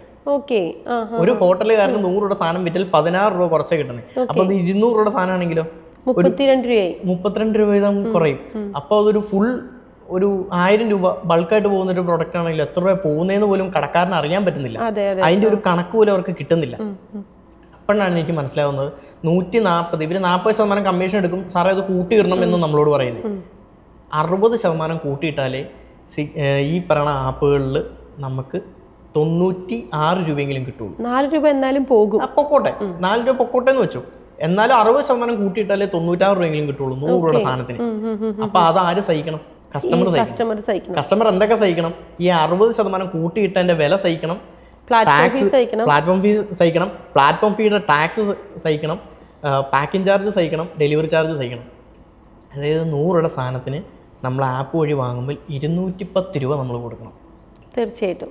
അപ്പം ഞാൻ വിചാരിച്ചു ഇതിനൊരു മാറ്റം കൊണ്ടുവന്നാൽ എൻ്റെ സ്റ്റാർട്ടപ്പായി. നമ്മളൊരു സൊല്യൂഷൻ കണ്ടുപിടിച്ചു. എൻ്റെ കൊച്ചിനെ കൊണ്ട് നാട്ടുകാർക്ക് എന്ത് ഗുണം ഉണ്ടാവാം എന്നുള്ളത് ഞാൻ കണ്ടുപിടിച്ചു. ഞാൻ അതിന് ചെയ്തൊരു പരിപാടി എന്ന് പറഞ്ഞു കഴിഞ്ഞാൽ കട്ടപ്പനെ ചെയ്ത അതേ മെത്തേഡ് തന്നെ ഞാൻ അടുത്ത 2-3 സ്ഥലത്ത് ഇൻട്രൊഡ്യൂസ് ചെയ്തു നോക്കി. കടക്കാർ ഹാപ്പി. കാരണം പേയ്മെന്റ് നെക്സ്റ്റ് ഡേ കൊടുക്കാൻ പറ്റും. ഞങ്ങൾക്ക് കമ്മീഷൻ വേണ്ട, നിങ്ങൾ 100 രൂപയ്ക്ക് കൊടുക്കുന്ന നിങ്ങൾ 100 രൂപയ്ക്ക് തന്നെ കൊടുക്കുക, നിങ്ങൾ കൊണ്ടുപോയി കൊടുക്കുക. ഇതാണ് നമ്മൾ പറയുന്ന ഡിമാൻഡ്. ആപ്പ് വഴി ഓർഡർ പ്ലേസ് ചെയ്യാൻ പറ്റും. ആപ്പ് വഴി കസ്റ്റമേഴ്സിന് ഒരു പ്രത്യേകത ഉണ്ട്. ഒരു ആപ്പ് യൂസ് ചെയ്ത് ശീലിച്ചു കഴിഞ്ഞാൽ അവർ ആപ്പ് വഴി മാത്രമേ ഓർഡർ ചെയ്യൂ. അത് ശരി. ഇല്ലെങ്കിൽ ഒരു ടെക് റിലേറ്റഡ് ഉള്ളൊരു സംഭവം കണക്ട് ആയി കഴിഞ്ഞാൽ പിന്നെ അതില്ലാതെ കസ്റ്റമേഴ്സിന് പറ്റത്തില്ല. ഈ ഒരു ഡെലിവറി ചെയ്യുന്ന ഒരു ഇങ്ങനെ ഡെലിവറി ബോയ് വരുന്നതും ഡെലിവറി ബോയ് വീട്ടിൽ വന്ന് നമ്മൾ സാധനം ഡെലിവറി ചെയ്യുന്നതും ഇതൊക്കെ ഒരു ഫീലാണ്. ആ ഒരു കസ്റ്റമേഴ്സിന് ആ ഒരു മെൻറ്റാലിറ്റി ഉണ്ട്. അപ്പോൾ നമ്മൾ എന്ത് ചെയ്തു, ഓർഡർ ചെയ്യാനുള്ളൊരു പ്ലാറ്റ്ഫോം എല്ലാ ഹോട്ടൽസിനും വേണ്ടി സിംഗിൾ പ്ലാറ്റ്ഫോം. എല്ലാ ഹോട്ടലുകാരുടെ നമ്പർ നമ്മുടെ കയ്യിൽ ഉണ്ടാവണമെന്നില്ല. ചിലപ്പോൾ ഗൂഗിളിൻ്റെ ഗൂഗിളിൽ കയറി സെർച്ച് ചെയ്ത ഹോട്ടലുകാരുടെ നമ്പർ എല്ലാത്തിലും ഉണ്ടാകത്തില്ല. അതിന് പകരം എന്ത് ചെയ്തു, നമ്മുടെ ആപ്പ് വഴി കംപ്ലീറ്റ്ലി ഒരു ഡയറക്ടറി പോലെ നമ്മളാക്കി ഓർഡർ പ്ലേസ് ചെയ്യാം, പേയ്മെൻറ്റ് ചെയ്യാം. കംപ്ലീറ്റ്ലി ഒരു ആപ്പ് വർക്ക് ചെയ്യുന്നത് എങ്ങനെയാണോ അതേപോലെ നമ്മുടെ ആപ്പാക്കി ഡെലിവറി ചെയ്യുന്നത് കടയിൽ നിന്ന് തന്നെ. കടക്കാരനാകുകൊണ്ട് എന്ത് ഗുണമുണ്ടായി? കടക്കാരന് പേയ്മെന്റ് ഡിലേ ഇല്ലാതെ അപ്പം തന്നെ പേയ്മെന്റ് കിട്ടാൻ തുടങ്ങി. 7 ദിവസം തൊട്ട് 15 ദിവസം കഴിഞ്ഞിട്ടൊക്കെ കിട്ടുള്ളൂ. കടക്കാരൻ ഒരു ദിവസം 10,000 രൂപയുടെ കച്ചവടം ഓൺലൈൻ വഴി നടക്കുന്ന ഒരു കസ്റ്റമർ ആണെങ്കിൽ 70,000 തൊട്ട് 1.5 ലക്ഷം രൂപ വരെ ഇവന്റെ ഫണ്ട് പുറത്ത് വേറൊരാളുടെ കയ്യിലിരിക്കുക. അവന് പച്ചക്കറിക്ക് പോലും പൈസ കൊടുക്കാൻ പറ്റത്തില്ല. അല്ലെങ്കിൽ അവന്റെ സ്റ്റാഫിന്റെ സാലറി വരെ ഇവിടെ പെൻഡിങ് കിടക്കും. ഒരു ഹോട്ടൽ, ഒരു സാധാ ഹോട്ടലുകാരന് ഇത്രയും ഫണ്ട് മാർക്കറ്റിൽ പോവാണ്, 15 ദിവസം കൂടുമ്പോൾ തിരിച്ചു വരും. പക്ഷേ ഇവന്റെ ലാഭം കിട്ടുന്നില്ല ഇവന്. അപ്പം നമ്മൾ തീരുമാനിച്ചു എന്നാൽ പിന്നെ ഇത് മാറാം. നേരെ കടക്കാരന് 100 രൂപയാണെങ്കിൽ ആ 100 രൂപ അപ്പം തന്നെ ആ പേപ്പറിൽ അതിൻ്റെ അത് ആപ്പിൽ തന്നെ കാണാൻ പറ്റും. 100 രൂപ നിങ്ങളിപ്പോൾ കൊടുത്തതിന് നിങ്ങൾക്ക് 100 രൂപ കിട്ടി. ഡെലിവറി ചാർജ് ആണെങ്കിൽ ഡെലിവറി ചാർജ് അവനത് കിട്ടും. അവൻ്റെ ഡെലിവറി ബോയ് ആണല്ലോ പോയി ഡെലിവറി തന്നെ, ആ എമൗണ്ട് ഇവന് കിട്ടും. വേറെ ഒന്നും അറിയണ്ട. ഞങ്ങൾ ഡെയിലി ഓർഡർ ഉണ്ടെങ്കിൽ മാത്രം 50 രൂപ തന്നാൽ മതി എന്ന് പറഞ്ഞു ഹോട്ടലുകാരോട്. ഒരു ഡെലിവറി ആണെങ്കിലും 100 ഡെലിവറി ആണെങ്കിലും 50 രൂപ. എത്ര ഡെലിവറി ആണെങ്കിലും നിങ്ങൾക്ക് ഡെലിവറി കിട്ടിയാൽ 50 രൂപ. ഇനി ഡെലിവറി ഇല്ലേ പൈസ തരണ്ട. ഇപ്പൊ നിങ്ങൾക്ക് ഡെലിവറി ഇല്ലാത്തൊരു സിറ്റുവേഷൻ വന്നു, ഞങ്ങളുടെ ആപ്പ് വഴി നിങ്ങൾക്ക് ഒരു ഗുണമില്ല, ഞങ്ങൾക്ക് പൈസ തരണ്ട. ഓർഡർ കിട്ടിയാൽ 50 രൂപ തരിക. ഈ ഇപ്പോൾ ചിലപ്പോൾ ഒരു ദിവസം ഒന്നേ വന്നോളൂ, പക്ഷെ നാളെ അവന് ഇതിൽ കൂടുതൽ കിട്ടും. ഈ ഒരു 50 രൂപ ഞങ്ങൾക്ക് തന്നാൽ മതി എന്ന് പറഞ്ഞു. കാരണം ഒരു ഫ്രീ ആയിട്ട് ഒരു സർവീസ് കൊടുക്കണ്ട എന്ന് ആഗ്രഹിച്ചിട്ടാണ് ഈ 50 രൂപ പറഞ്ഞത്, അല്ലാതെ ഞങ്ങൾക്ക് ലാഭം ഉണ്ടായിട്ടല്ല. അപ്പൊ ഈ ഹോട്ടലുകാർക്ക് ഉണ്ടാകുന്ന ഏറ്റവും വലിയ ഗുണമെന്ന് പറയുന്നത് സ്വന്തമായിട്ടൊരു ആപ്പ് ഡെവലപ്പ് ചെയ്യുന്ന കോസ്റ്റ് ഇല്ല. അവരുടെ സ്വന്തം ആപ്പ് പോലെ അവർക്ക് ഇത് യൂസ് ചെയ്യാം. അവർ കൊണ്ടുപോയി ഡെലിവറി ചെയ്യുന്നു, കസ്റ്റമറുടെ ലൊക്കേഷൻ കിട്ടും, കസ്റ്റമറുടെ മൊബൈൽ നമ്പർ കിട്ടും, കസ്റ്റമർ എവിടെ നിന്ന് ഓർഡർ ചെയ്തു കിട്ടും, ഒരു വലിയ ഡാറ്റാബേസും കിട്ടും. ഇത്രയും കടകൾ കിട്ടുമല്ലോ, കമ്പയർ ചെയ്ത് ഓർഡർ ചെയ്യാൻ പറ്റും കസ്റ്റമേഴ്സിന്. അപ്പോൾ കടക്കാർ നമ്മളെ സപ്പോർട്ട് ചെയ്യാൻ തുടങ്ങി. ആദ്യമൊക്കെ കുറേ നെഗറ്റീവായിരുന്നു. നമ്മൾ കേരള റെസ്റ്റോറൻറ്റ് അസോസിയേഷനൊക്കെ പോയി മീറ്റ് ചെയ്തു, ഇങ്ങനെയൊരു സംഭവമുണ്ട്. ആ സമയത്താണ് അവർ വേറൊരു ആപ്പ് തുടങ്ങിയിട്ട്, റസോയി എന്ന് പറഞ്ഞ ഒരു ആപ്പ് തുടങ്ങിയിട്ട് സക്സസ് ആവാതെ പോയി. അപ്പോൾ പിന്നെ എന്നെപ്പോലെ ബാക്കപ്പ് ഒന്നും ഇല്ലാത്ത ഒരാൾ അവരെങ്ങനെ സപ്പോർട്ട് ചെയ്യും എന്നൊക്കെ എന്നോട് ചോദിച്ചത്. ആ സമയത്ത് ഇപ്പോൾ അവരെന്നെ അങ്ങോട്ട് വിളിച്ചിട്ട് സപ്പോർട്ട് ചെയ്യാന്ന് പറഞ്ഞു. എന്നെ ആലപ്പുഴയിലെ KHR വിളിച്ചു. നമ്മുടെ കുബാബ മന്തിയുടെ ഓണറാണ് ഇപ്പോൾ അവിടുത്തെ പ്രസിഡന്റ് സെക്രട്ടറി ഒക്കെ. പുള്ളി വിളിച്ചു, പുള്ളിയായിട്ട് നമ്മൾ സംസാരിച്ചു, പുള്ളി നമ്മളെ സപ്പോർട്ട് ചെയ്യാന്ന് പറഞ്ഞു. അത്യാവശ്യം എല്ലാ സ്ഥലത്തും നമുക്ക് സപ്പോർട്ട് വരാൻ തുടങ്ങി. അതായത് ഒരു 3-4 കൊല്ലം നമ്മൾ സ്ട്രഗിൾ ചെയ്തിട്ടും കിട്ടാത്ത സപ്പോർട്ട് നമ്മൾ പിന്നെ തിരിച്ച് മാർക്കറ്റിലേക്ക് തിരിച്ചു വന്നപ്പോൾ നമുക്ക് കിട്ടാൻ തുടങ്ങി. നമ്മുടെ കോൺസെപ്റ്റ് മാറ്റി, നമ്മുടെ ബിസിനസ് സ്റ്റൈല് മാറ്റി. അപ്പോൾ നമുക്ക് റിയാലിറ്റി തിരിച്ചറിയുകയും ആൾക്കാരുടെ പെയിൻ എന്താണെന്ന് മനസ്സിലാക്കിയിട്ട് അതിന് സൊല്യൂഷൻ കണ്ടെത്തി. എല്ലാവർക്കും വേണ്ട എന്താ, ഒരു ഡെലിവറി ആപ്പ് വേണം. കടക്കാർക്ക് എന്താ വേണ്ടേ, കറക്റ്റായിട്ട് പൈസ കിട്ടണം. ഒരു ബിസിനസ്സുകാരന് എൻഡ് ഓഫ് ദ ഡേ എന്ത് വേണം? ഒരു റെസ്റ്റോറൻറ്റ് ഓണറാണെങ്കിൽ അവൻ എൻഡ് ഓഫ് ദ ഡേ അവൻ്റെ പെട്ടിയിൽ കാശ് വേണം, അവൻ്റെ സ്റ്റാഫുകൾക്ക് സാലറി കൊടുക്കണം, അവൻ്റെ പർച്ചേസിൻ്റെ പേയ്മെൻറ്റ് കൊടുക്കണം, അവൻ്റെ കാര്യങ്ങൾ നടക്കണം. ഇത് പൈസ അവന് ഡെയിലി നമ്മളിത് കടം മേടിച്ചുകൊണ്ട് പോയി കഴിഞ്ഞാൽ അവനത് കിട്ടുമോ? ഇല്ല. ബാക്കിയുള്ള ആപ്പുകൾ എന്താ ചെയ്യുന്നത്, കടം മേടിച്ചു കൊണ്ട് കൊടുക്കും, അവന് റെഡി ക്യാഷ് കിട്ടും, ഈ പൈസ ആ ആപ്പുകാർ യൂസ് ചെയ്യും. അതിന് പകരം ഞാനിത് ഏറ്റവും കൂടുതൽ തിരിച്ചറിഞ്ഞപ്പോഴാന്ന് വെച്ചാൽ, ഈ കഴിഞ്ഞ മാസം ഞാൻ ഈ പറയുന്ന ഓൺലൈൻ ഡെലിവറി ആപ്പ് വഴി ഞാൻ ഡെലിവറി മേടിച്ചേക്കുന്ന എമൗണ്ട് കാൽക്കുലേറ്റ് ചെയ്തു. അപ്പോൾ എങ്ങനെയൊക്കെ ചെയ്തിട്ടും എനിക്കിത് ഇത്രയും എമൗണ്ട് എങ്ങനെയാണ് വന്നത് നമ്മൾ ചിന്തിക്കുന്നില്ല. നമ്മളിപ്പോൾ എടുത്ത് നോക്കി കഴിയുമ്പോൾ ഒരു ബിരിയാണി 150 രൂപ, നമ്മൾ അപ്പോൾ തന്നെ ബിരിയാണി ഓർഡർ ചെയ്യുന്നു, വീട്ടിൽ വരുന്നു, നമ്മളത് കഴിക്കുന്നു, സന്തോഷമായിട്ടിരിക്കുന്നു. അപ്പോൾ ഈ പലപ്പോഴും നമ്മൾ വീട്ടിലില്ലാത്തപ്പോഴാണ് വീട്ടിലേക്ക് ഓർഡർ ചെയ്ത് കൊടുക്കുന്നത്. അപ്പോൾ നമ്മൾ അതിനെക്കുറിച്ച് ചിന്തിക്കുകയില്ല. അപ്പോൾ ഈ കഴിഞ്ഞ മാസത്തെ എക്സ്പെൻസ് കൂടി കഴിഞ്ഞപ്പോഴാണ് ഞാൻ വെറുതെ ഇതൊന്നും എടുത്ത് നോക്കുന്നത്. പക്ഷേ അവിടെ എന്നെ ഞെട്ടിച്ച കാര്യം എന്ന് വെച്ച് കഴിഞ്ഞാൽ, ഞാൻ ഈ 180 രൂപ പ്ലസ് ഒരു 210 രൂപ വരും ഡെലിവറി കഴിഞ്ഞ് വരുമ്പോൾ. ഈ ബിരിയാണി ഞാൻ ഡയറക്റ്റ് കടയിൽ നിന്ന് മേടിച്ചു കഴിഞ്ഞാൽ എനിക്ക് 110 രൂപയേ ഉള്ളൂ. ഈ 110 രൂപയുടെ ബിരിയാണിയാണ് ഞാൻ ഈ 180 പ്ലസ് 210 രൂപയ്ക്ക് മേടിക്കുന്നത്. അപ്പൊ ഞാനിപ്പോ അതിനകത്തൊരു ഷോർട്ട് കണ്ടുപിടിച്ചേക്കാണ്. അത് ഇപ്പൊ നിങ്ങൾക്ക് തന്നെ ഇതൊരു ത്രെറ്റനിങ് ആയിരിക്കും കേട്ടോ. അല്ല, ഞാനിപ്പോ നേരെ ഷോപ്പിൽ വിളിക്കും, ബിരിയാണി ഓർഡർ ചെയ്യും, അവർ QR കോഡ് അയച്ചു തരും, ഞാനത് ഓർഡർ പ്ലേസ് ചെയ്തിട്ട് ഞാൻ നേരെ പോർട്ടർ വിടും. അപ്പോൾ പോർട്ടറിന് എനിക്ക് മാക്സിമം 50 രൂപ അല്ലെങ്കിൽ 60 രൂപ, എന്നാലും എനിക്ക് 10-40 രൂപ ലാഭമാണ്. അത് 10 ഓർഡർ ആകുമ്പോൾ 400 രൂപയായി, 20 ഓർഡർ ആകുമ്പോൾ 800 രൂപ, അങ്ങനെ ഒരു വ്യത്യാസം വരുവാണല്ലോ. അതുകൊണ്ട് എനിക്ക് തോന്നുന്നു നിങ്ങൾ കേരളത്തിൽ ഒരു വിപ്ലവം സൃഷ്ടിക്കാൻ പാകത്തിനുള്ള ഒരു പ്രൊഡക്റ്റ് ആണ് ഇപ്പൊ ഡെവലപ്പ് ചെയ്തുകൊണ്ടിരിക്കുന്നത്. ഇപ്പൊ ചെയ്ത പരിപാടി കൊള്ളാം, പക്ഷേ പ്രശ്നം എത്ര സ്റ്റെപ്പ് വന്നു. കടയിലേക്ക് വിളിച്ചു, QR കോഡ് അയച്ചു തന്നു, പൈസ ഇട്ട് കൊടുക്കണം, പോർട്ടറിനെ ബുക്ക് ചെയ്യണം, പോർട്ടർ വരുന്നുണ്ടോ എന്ന് നോക്കിക്കൊണ്ടിരിക്കണം. അങ്ങനെ 3-4 സ്റ്റെപ്പായി. ഇതിൻ്റെ അകത്ത് അതൊന്നുമില്ല. ഇതെല്ലാം ഒരു ആപ്പിൽ തന്നെ കടക്കാരൻ കൊണ്ടുവന്ന് ഡെലിവറി ചെയ്തോളൂ. നിങ്ങൾ കടക്കാരനെ വിളിക്കുന്ന ആ സ്റ്റെപ്പില്ലേ, ആ ഒരൊറ്റ സ്റ്റെപ്പിൽ നമ്മുടെ പരിപാടി തീരും. അതാണ് നമ്മുടെ ആപ്പിന്റെ ഒരു ഗുണം. ഇപ്പൊ എത്ര ഹോട്ടൽസ് നമ്മൾ സർവീസ് കൊടുക്കുന്നു? നമ്മൾ ഇനീഷ്യലി നമുക്ക് ഞാൻ ഇത് മാർക്കറ്റിൽ വരുന്ന സമയത്ത് നമ്മൾ ആരും അക്സെപ്റ്റ് ചെയ്യാൻ റെഡി അല്ലായിരുന്നു. ഞങ്ങൾ ആദ്യം സപ്പോർട്ട് ചെയ്യുന്നത് സാൾട്ട് റെസ്റ്റോറന്റ് ആണ്, ഹനീസിക്ക. പനമ്പള്ളി നഗറുണ്ട്, അവർക്ക് ചുള്ളിക്കലുണ്ട്. പുള്ളിയാണ് നിങ്ങൾ കയറി വന്നാൽ നമുക്ക് ഗുണമാണ് എന്ന് പറഞ്ഞ് നമ്മൾ ആദ്യം സപ്പോർട്ട് ചെയ്തു.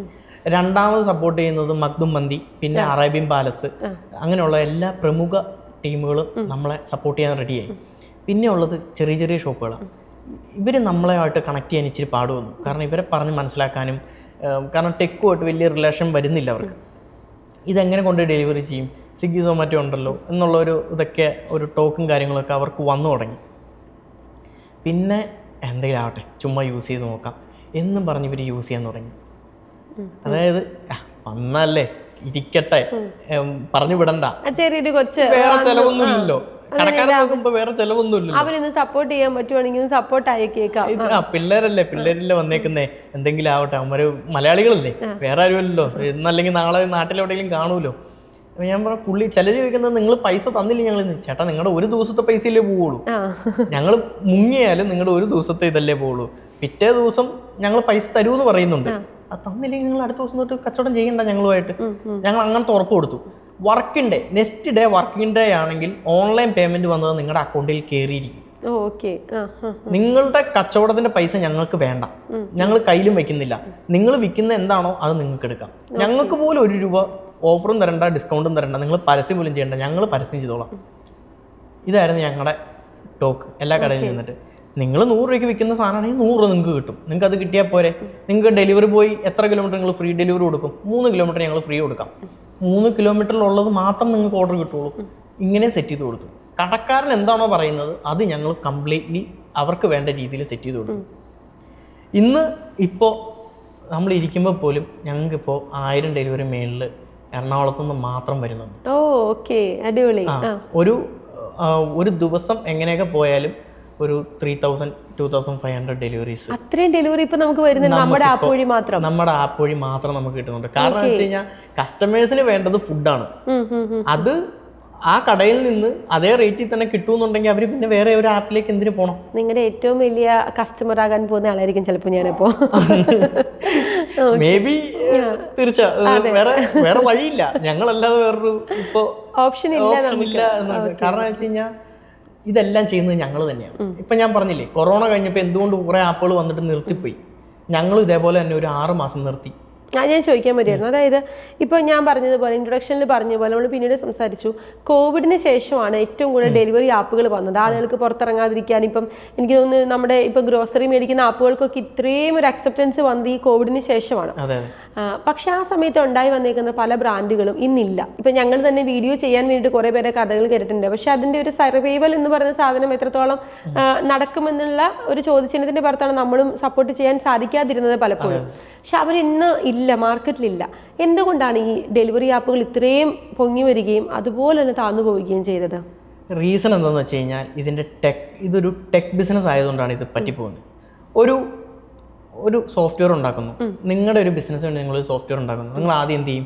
ഒരു കമ്പനീനെ മീറ്റ് ചെയ്യുന്നു, ഒരു IT ഫേമിനെ മീറ്റ് ചെയ്യുന്നു, IT ഫേമുമായിട്ട് എഗ്രിമെന്റ് വെക്കുന്നു.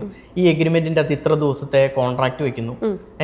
ഇങ്ങനെയൊക്കെയാണ് നിങ്ങൾ ഒരു ആപ്പ് ക്രിയേറ്റ് ചെയ്യുന്നത്. ഓക്കെ, നിങ്ങൾ ഈ ആപ്പ് ക്രിയേറ്റ് ചെയ്തു, നിങ്ങൾക്ക് ഒരു 2 വർഷത്തെയോ 3 വർഷത്തെയോ ഇത് തന്നേക്കാം, സർവീസ് തന്നേക്കാം എന്ന് അവർ ഉറപ്പും തരുന്നു.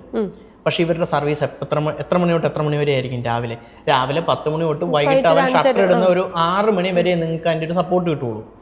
ഈ ഒരു ടൈമിലായിരിക്കും പോകുന്നത്. ഓക്കെ, ഒരു സോഫ്റ്റ്വെയർ എന്ന് പറയുന്ന സാധനം ഈ ഒരു കണ്ടീഷനിലാണ് റൺ ആവുന്നത്. 6 മണിക്ക് ശേഷം ഒരു ആപ്പിലൊരു കംപ്ലൈൻറ്റ് വന്ന് പെട്ടു. പിറ്റേ ദിവസം 10 മണിക്ക് അവൻ ഷട്ടർ തുറന്ന് അവൻ്റെ സ്ഥാപനം തുറന്നതിന് ശേഷം ഒരു 11 മണി 12 മണി ആവാതെ ഈ സാധനം ചെയ്യാൻ പറ്റില്ല, വർക്കാവത്തില്ല. പിന്നെ ഇവൻ എത്ര സ്റ്റാഫിനെ വെച്ച് മെയിൻറ്റെയിൻ, ഇപ്പം ഇതെല്ലാം കൂടി ആ സോഫ്റ്റ്വെയർ ഉണ്ടാക്കുന്ന ആൾ തന്നെ, നിങ്ങൾ തന്നെ ഒരു ടീമിനെ ഹയർ ചെയ്ത് നിങ്ങൾ തന്നെ ഒരു ഓഫീസ് ഇട്ട് എല്ലാം ചെയ്യണമെങ്കിൽ എത്ര എക്സ്പെൻസ് വരും? നല്ല എക്സ്പെൻസ് വരും. ഈ എക്സ്പെൻസ് ഇതിൽ നിന്ന് കിട്ടത്തില്ല. ഈ എക്സ്പെൻസിന്റെ ലാഭം ഇതിൽ നിന്ന് കിട്ടത്തില്ല. അത് ഞങ്ങൾ പഠിച്ചു, എനിക്ക് മനസ്സിലായി. കാരണം എൻ്റെ ആപ്പ് ഇങ്ങനെ ഒരു ഇഷ്യൂ വന്നിട്ട്, ഒരു സെർവർ എറർ വന്നിട്ട് ഒന്നും ചെയ്യാൻ പറ്റാതായി പോയി. കാരണം ഞങ്ങൾ ഇതേപോലെ തന്നെ ഒരു കമ്പനിയുടെ സെർവറിലാണ് ഹോസ്റ്റ് ചെയ്തത്. ആ കമ്പനിയുടെ സെർവറിന് ചെറിയൊരു ഇഷ്യൂ വന്നു. ഞങ്ങളുടെ കയ്യിലുള്ള സാധനമായിരുന്നു, ഞങ്ങൾക്ക് ക്ലിയർ ചെയ്യാൻ പറ്റുമായിരുന്നു. അത് ക്ലിയർ ചെയ്യാൻ പറ്റിയില്ല. അപ്പം ഞാൻ എന്ത് ചെയ്തു? ഞാൻ ഇതിനെപ്പറ്റി പഠിച്ചു. ഞാൻ ഈ ആപ്പ് എങ്ങനെ ഹോസ്റ്റ് ചെയ്യാം, സെർവർ എന്താണ്, ഇല്ലെങ്കിൽ സെർവറിനെ പറ്റി ഏത് സെർവറാണ് നല്ലത്, ഏത് ചെയ്യണം, എത്ര രൂപ മാസം ചിലവ് വരും, ഇത് നമ്മൾ തന്നെ ചെയ്യുവാണെങ്കിൽ ഈ ആപ്പിൻ്റെ എററും കാര്യങ്ങളും ഒക്കെ പഠിക്കുവാണെങ്കിൽ എങ്ങനെ അപ്ഡേറ്റ് ചെയ്യാം, ഇതെങ്ങനെ മുന്നോട്ട് കൊണ്ടുപോകാം ചിലവില്ലാതെ എന്നുള്ളത് പഠിച്ചു. പിന്നെ നമ്മൾ മറ്റേ ബിസിനസ്സിൽ നിന്ന് കിട്ടുന്നതും ഈ പാർട്ട് ടൈം കിട്ടുന്ന പൈസയൊക്കെ എല്ലാം ഇതിലേക്ക് ഇടാൻ തുടങ്ങി. നമ്മുടെ വരുമാനമാണ് ഇതിലേക്ക് ഇടുന്നത്. അപ്പം മനസ്സിലായി, ഹ്യൂജ് എമൗണ്ട് ഒരാൾക്കും കൊടുത്ത് നമുക്ക് ഇത് മെയിൻറ്റെയിൻ ചെയ്യാൻ പറ്റത്തില്ല. ഒരു സ്റ്റാഫിനെ, ഒരു കമ്പ്യൂട്ടർ എഞ്ചിനീയറെ വിളിച്ചുകൊണ്ട് ഇരുത്തി അവന് സ്പേസ് വിട്ടു കൊടുത്ത് ഇത് ചെയ്യിക്കാനും പറ്റത്തില്ല. കാരണം അവന് കൊടുക്കണം 19,000 രൂപ, അത് കൊടുക്കാൻ നമ്മുടെ കയ്യിലില്ല. നമുക്ക് തുടക്കത്തിലേ മനസ്സിലായി നമ്മുടെ കയ്യിലില്ല. പിന്നെ നമ്മളൊരു തമാശ ഇല്ലെങ്കിൽ ഒരു രസം, ഒരു ബിസിനസ് ചെയ്യാനുള്ള ഒരു മൈൻഡ് ഉള്ളതുകൊണ്ട് നമ്മളിത് തുടങ്ങി. അതുകൊണ്ട് നമ്മൾ തന്നെ പഠിക്കണം. ഞാൻ ഇപ്പോഴും പറയുന്നു, സ്വന്തമായി ഒരു ആപ്പ് ചെയ്യാനോ ഇത് റൺ ചെയ്യാനോ ഡെലിവറി ചെയ്യാനോ മനസ്സില്ലെങ്കിൽ ഒരു ഫുഡ് ഡെലിവറി ആപ്പ് ഒരിക്കലും മുന്നോട്ട് കൊണ്ടുപോകും. അല്ലെങ്കിൽ അത്രയും കാശ് ബാക്കപ്പ് വേണം, നല്ല ബാക്കപ്പ് വേണം. നിങ്ങൾക്കൊരു ഓഫീസൊക്കെ ഇട്ട് നല്ല പോലെയൊക്കെ ചെയ്ത് ഇതേപോലെ റൺ ചെയ്യിക്കാനുള്ള ഗട്ട്സ് നിങ്ങൾക്ക് വേണം. ഇല്ലെങ്കിൽ നിങ്ങൾക്ക് പണി കിട്ടും. ഐഡിയ എക്സിക്യൂട്ട് ചെയ്യാൻ പറ്റും, പക്ഷേ സർവൈവ് ചെയ്യാൻ പറ്റില്ല. കാരണം ഫണ്ട് വേണം. നമുക്ക് ഫണ്ടില്ല. നമ്മൾ ഫണ്ടില്ല എന്നിട്ട് സർവൈവ് ചെയ്യാൻ കാരണം എന്താണെന്ന് വെച്ച് കഴിഞ്ഞാൽ, ഞാനിതെങ്ങനെ ഹോസ്റ്റ് ചെയ്യാം, ഇതിൻ്റെ കോഡ് എന്താണ്, ഈ കോഡ് എങ്ങനെയാണെന്ന് ഫുള്ള് പഠിക്കുകയാണ് ചെയ്തത്. നമ്മളിത് പഠിച്ചത് കൊണ്ട് നമുക്കിത് ചെയ്യാൻ പറ്റും. ഇല്ലെങ്കിൽ ഞാൻ തന്നെയാണ് ഇതിൻ്റെ അപ്ഡേഷനും കാര്യങ്ങളും ചെയ്യുന്നത്. 2021 ഇത് ലോഞ്ച് ചെയ്തിട്ട് ഇന്നേ വരെ നമ്മളൊരു അപ്ഡേഷൻ ഇല്ലാതെ നമ്മൾ എല്ലാ മാസം അപ്ഡേഷൻ കൊടുക്കും. സോഫ്റ്റ്വെയറിന് അപ്ഡേഷൻ കൊടുക്കും, എന്തെങ്കിലുമൊക്കെ അപ്ഡേറ്റിങ് ചെയ്യും. അതിന് നമുക്ക് ബാക്കപ്പിൽ വേറെ കാര്യങ്ങൾ നമ്മൾ ചെയ്യുന്നുണ്ട്. സോഫ്റ്റ്വെയറിൻ്റെ കോഡ് കിട്ടാനുള്ള കാര്യങ്ങൾ നമ്മൾ ചെയ്യുന്നുണ്ട്. അങ്ങനെയുള്ള കാര്യങ്ങളെല്ലാം നമ്മൾ ഇരുന്ന് പഠിച്ചതുകൊണ്ട് നമുക്ക് ചെയ്യാൻ പറ്റി. ഇപ്പോഴും ഈ ആപ്പ് നമ്മൾ ആദ്യം ഹോസ്റ്റ് ചെയ്തത് സി സോഫ്റ്റ് എന്ന് പറഞ്ഞ കട്ടപ്പനയിൽ ഉള്ളൊരു കമ്പനിയുടെ സെർവറിലാണ്. ഇപ്പൊ പുള്ളി കാനഡയ്ക്ക് പോയി, UK പോയി. പുള്ളി ഞാനോട് ഇപ്പോഴും നല്ല റിലേഷനാണ്. കാരണം പുള്ളി നമ്മളെ ട്രെയിൻ ചെയ്യിച്ചു. എടാ, നാളെ ഞാനില്ലെങ്കിലും നിങ്ങൾക്ക് ഇത് ചെയ്യണം എന്നുണ്ടെങ്കിൽ ഇങ്ങനെ കാര്യം എന്ന് പറഞ്ഞ് പുള്ളി നമ്മളെ പഠിപ്പിച്ചു തന്നു. പുള്ളിയാണ് നമുക്ക് ബേസിക്കലി ഈ ഒരു ഇതിൽ നമ്മുടെ ആശാൻ എന്ന് പറയുന്ന പുള്ളിയാണ്. സോഫ്റ്റ്വെയറിന്റെ ഒരു ഇതെങ്ങനെ പഠിക്കാം, മാർക്കറ്റിംഗിലെ ആശാൻ സാബു സാറും സോഫ്റ്റ്വെയറിൽ നിന്നൊക്കെ എങ്ങനെയൊക്കെ ചെയ്യാം, എന്ത് ഇഷ്യൂ ഉണ്ടെങ്കിലും പാതിരാത്രി വിളിച്ചാലും പുള്ളി പഠിപ്പിച്ചു തരും. അങ്ങനെ ഒരു നല്ലൊരു മനുഷ്യനെ നമുക്ക് ഇത് കിട്ടി. അങ്ങനെയാണ് ഇത് മൊത്തം പഠിച്ചത്. പിന്നെ കുത്തിയിരുന്ന് ടൈം കിട്ടുമ്പോഴെല്ലാം ഈ പ്രോഡ്കാസ്റ്റ് വെക്കും. സോഫ്റ്റ്വെയറിനെ പറ്റി പറയുന്നതും ഫ്ലട്ടർ എന്താണ്, PHP എന്താണ്, PHPയിൽ ഇന്ന കാര്യങ്ങൾ എങ്ങനെയാണ്, ഫ്ലട്ടറിന്റെ കോഡ് എങ്ങനെയാണ് വർക്ക് ചെയ്യുന്നത്, ഓരോ വേർഷനെ പറ്റി പറയുന്ന ഓരോരോ യൂട്യൂബ് വീഡിയോ ഉണ്ട്. ഇത് ഞാൻ കാറിൽ പോകുമ്പോൾ യൂട്യൂബ് വീഡിയോ പ്ലേ ചെയ്യും. എന്നിട്ട് ഇത് ഇങ്ങനെ കേട്ട് ട്രാവൽ ചെയ്യും. അപ്പോൾ നമുക്കിത് കിട്ടും. എന്നിട്ട് വൈകിട്ട് ചെന്ന് കഴിയുമ്പോൾ നമ്മളത് എക്സിക്യൂട്ട് ചെയ്ത് നോക്കും. ഓക്കെ, എൻ്റെ സോഫ്റ്റ്വെയറിൽ വർക്ക് ചെയ്തു. അപ്പോൾ എപ്പോഴും നമ്മുടെ വർക്കിംഗ് സോഫ്റ്റ്വെയർ എപ്പോഴും ഞാൻ മാറ്റി വയ്ക്കും. അല്ല, അതിൽ നിന്നൊരു കോപ്പി എടുത്തിട്ടായിരിക്കും നമ്മൾ ഈ പണി മൊത്തം നടത്തുന്നത്. വർക്ക് ആയില്ലെങ്കിലും നമുക്ക് നമ്മുടെ ആപ്പിന് കംപ്ലൈൻറ്റും ബുദ്ധിമുട്ടും വരരുത്. നമ്മുടെ തന്നെ അക്കൗണ്ടിലാണ്. നമ്മൾ വേറൊരു കമ്പനീനെ ഇപ്പം ഇതുവരെ ഏൽപ്പിച്ചിട്ടില്ല. ഒരു കാര്യം നമ്മളൊരു കമ്പനീനെ ഏൽപ്പിച്ചിട്ടില്ല. നമുക്കതിനുള്ള ചിലവ് വരുന്നില്ല. ഞാൻ തന്നെയാണ് എല്ലാം ചെയ്യുന്നത്. ഡിസൈൻ ചെയ്യണമെങ്കിൽ നമ്മൾ ചെയ്യും. ആ ടൈം നോക്കി 1 മണിക്കൂർ വീതം മാറ്റി വെച്ചാൽ മതി. എല്ലാ കാര്യത്തിനോടും 1 മണിക്കൂർ വീതം നമ്മൾ ടൈം ടേബിൾ വെച്ച് മാറ്റി വെക്കുവാണെങ്കിൽ എന്ത് സാധനം നമുക്ക് പഠിക്കാം, എന്ത് സാധനം നമുക്ക് ചെയ്യാം. എത്ര പേര് നമ്മുടെ ഭാഷ പോലും അറിയാത്ത എത്ര ലാംഗ്വേജസ് പഠിച്ചിട്ട് കുട്ടികൾ വെളിയിലേക്ക് പോകുന്നു. അതേപോലെ തന്നെയാണ് ഇതും. ഈ ലാംഗ്വേജ് പഠിക്കാൻ നമുക്ക് പറ്റും. ആ ലാംഗ്വേജ് പഠിക്കണം എന്നുണ്ടെങ്കിൽ നമ്മൾ ഒരു ദിവസം മാറ്റി വെക്കണം. പഠിക്കാനുള്ള മനസ്സും ഉണ്ടാവണം. മാറ്റി വെച്ച് നമുക്ക് ചെയ്യാം. ഇനി എന്താണ് ഹൈസിഗോയുടെ ഫ്യൂച്ചർ പ്ലാൻസ് ആയിട്ട് കാണുന്നത്? നമ്മൾ ഇപ്പോൾ പ്ലാൻ ചെയ്യുന്നത് ഒരു B class C class cities എല്ലാം നമ്മൾ എക്സ്പാൻഡ് ചെയ്യുക. നമ്മൾ ബിസിനസ് ചെയ്യാൻ ഇൻട്രസ്റ്റ് ഉള്ള പിള്ളേരാരെങ്കിലും വന്നു കഴിഞ്ഞാൽ അവർക്ക് ഫ്രാഞ്ചൈസി കൊടുക്കുക. നമ്മൾ പൈസ പ്രതീക്ഷിച്ചല്ല ഒരു ഇതൊന്നും ചെയ്യുന്നത്. സാലറിക്കാണോ ഇല്ലെങ്കിൽ ജോബിനാണെങ്കിൽ നമുക്ക് വേറെ ജോബുണ്ട്. ഇതെല്ലാം ചെയ്യുന്നത് നമ്മുടെ ഒരു കുഞ്ഞിനെ കൊണ്ട് 10 പേർക്ക് ഒരു ഗുണം ഉണ്ടാവണം, അവർ നമ്മളെപ്പറ്റി നല്ലത് പറയണം എന്നുള്ളൊരാഗ്രഹത്തിന് പുറത്താണ്. അപ്പോൾ ഇനി ഇതൊന്ന് എക്സ്പാൻഡ് ചെയ്യണം. നമ്മളിപ്പോൾ അത്യാവശ്യം സിറ്റീസിലേക്ക് ആയി വരുന്നുണ്ട്. ഇപ്പോൾ ഇനിയിപ്പോൾ ആലപ്പുഴ, പത്തനംതിട്ട, കോട്ടയം, എറണാകുളം, ഇടുക്കി നമ്മളിങ്ങനെ എക്സ്പാൻഡ് ചെയ്ത് സെറ്റായി വരുന്നു. അതനുസരിച്ച് നമുക്ക് നല്ല ഫീഡ്ബാക്കും കിട്ടുന്നുണ്ട്, ഓർഡറുകളും കിട്ടുന്നുണ്ട്. അത് കേരളം മുഴുവൻ വളർത്തുക, ഇന്ത്യ മുഴുവൻ വളർത്തുക അല്ലേ? അതായിരിക്കുമല്ലോ സ്വാഭാവികമായിട്ട് ഒരു ബിസിനസ്സുകാരുടെ ആഗ്രഹം എന്ന് പറയുന്നത് അതായിരിക്കും. അതിനൊക്കെ ഒരു സാഹചര്യവും സന്ദർഭവും ദൈവം അനുഗ്രഹിച്ച് കിട്ടിയാൽ ഈ സംഭവം ആ ലെവലിലേക്ക് നമ്മൾ എത്തിക്കും. അത് എത്തിക്കാനുള്ള ഒരു ടീമിനെ നമുക്ക് ഇനിയും വേണം. നമ്മൾ ആ ഒരു ടീമിലേക്കൊക്കെ എത്തിക്കഴിഞ്ഞാൽ നമ്മളത് തീർച്ചയായും നമ്മൾ ഒരു ലെവലിലേക്ക് എത്തും. ഞാൻ എൻ്റെ അവസാനത്തെ ചോദ്യം ചോദിക്കുന്നു. ഇത്രയും നേരം നമ്മൾ സംസാരിച്ചപ്പോൾ എനിക്ക് തോന്നുന്നു ഏറ്റവും കൂടുതൽ സംസാരിച്ച സെന്നായിരിക്കും. എനിക്കിങ്ങനെ കേൾവിക്കാരിയായിട്ടിരിക്കേണ്ട ആവശ്യമേ വന്നുള്ളൂ.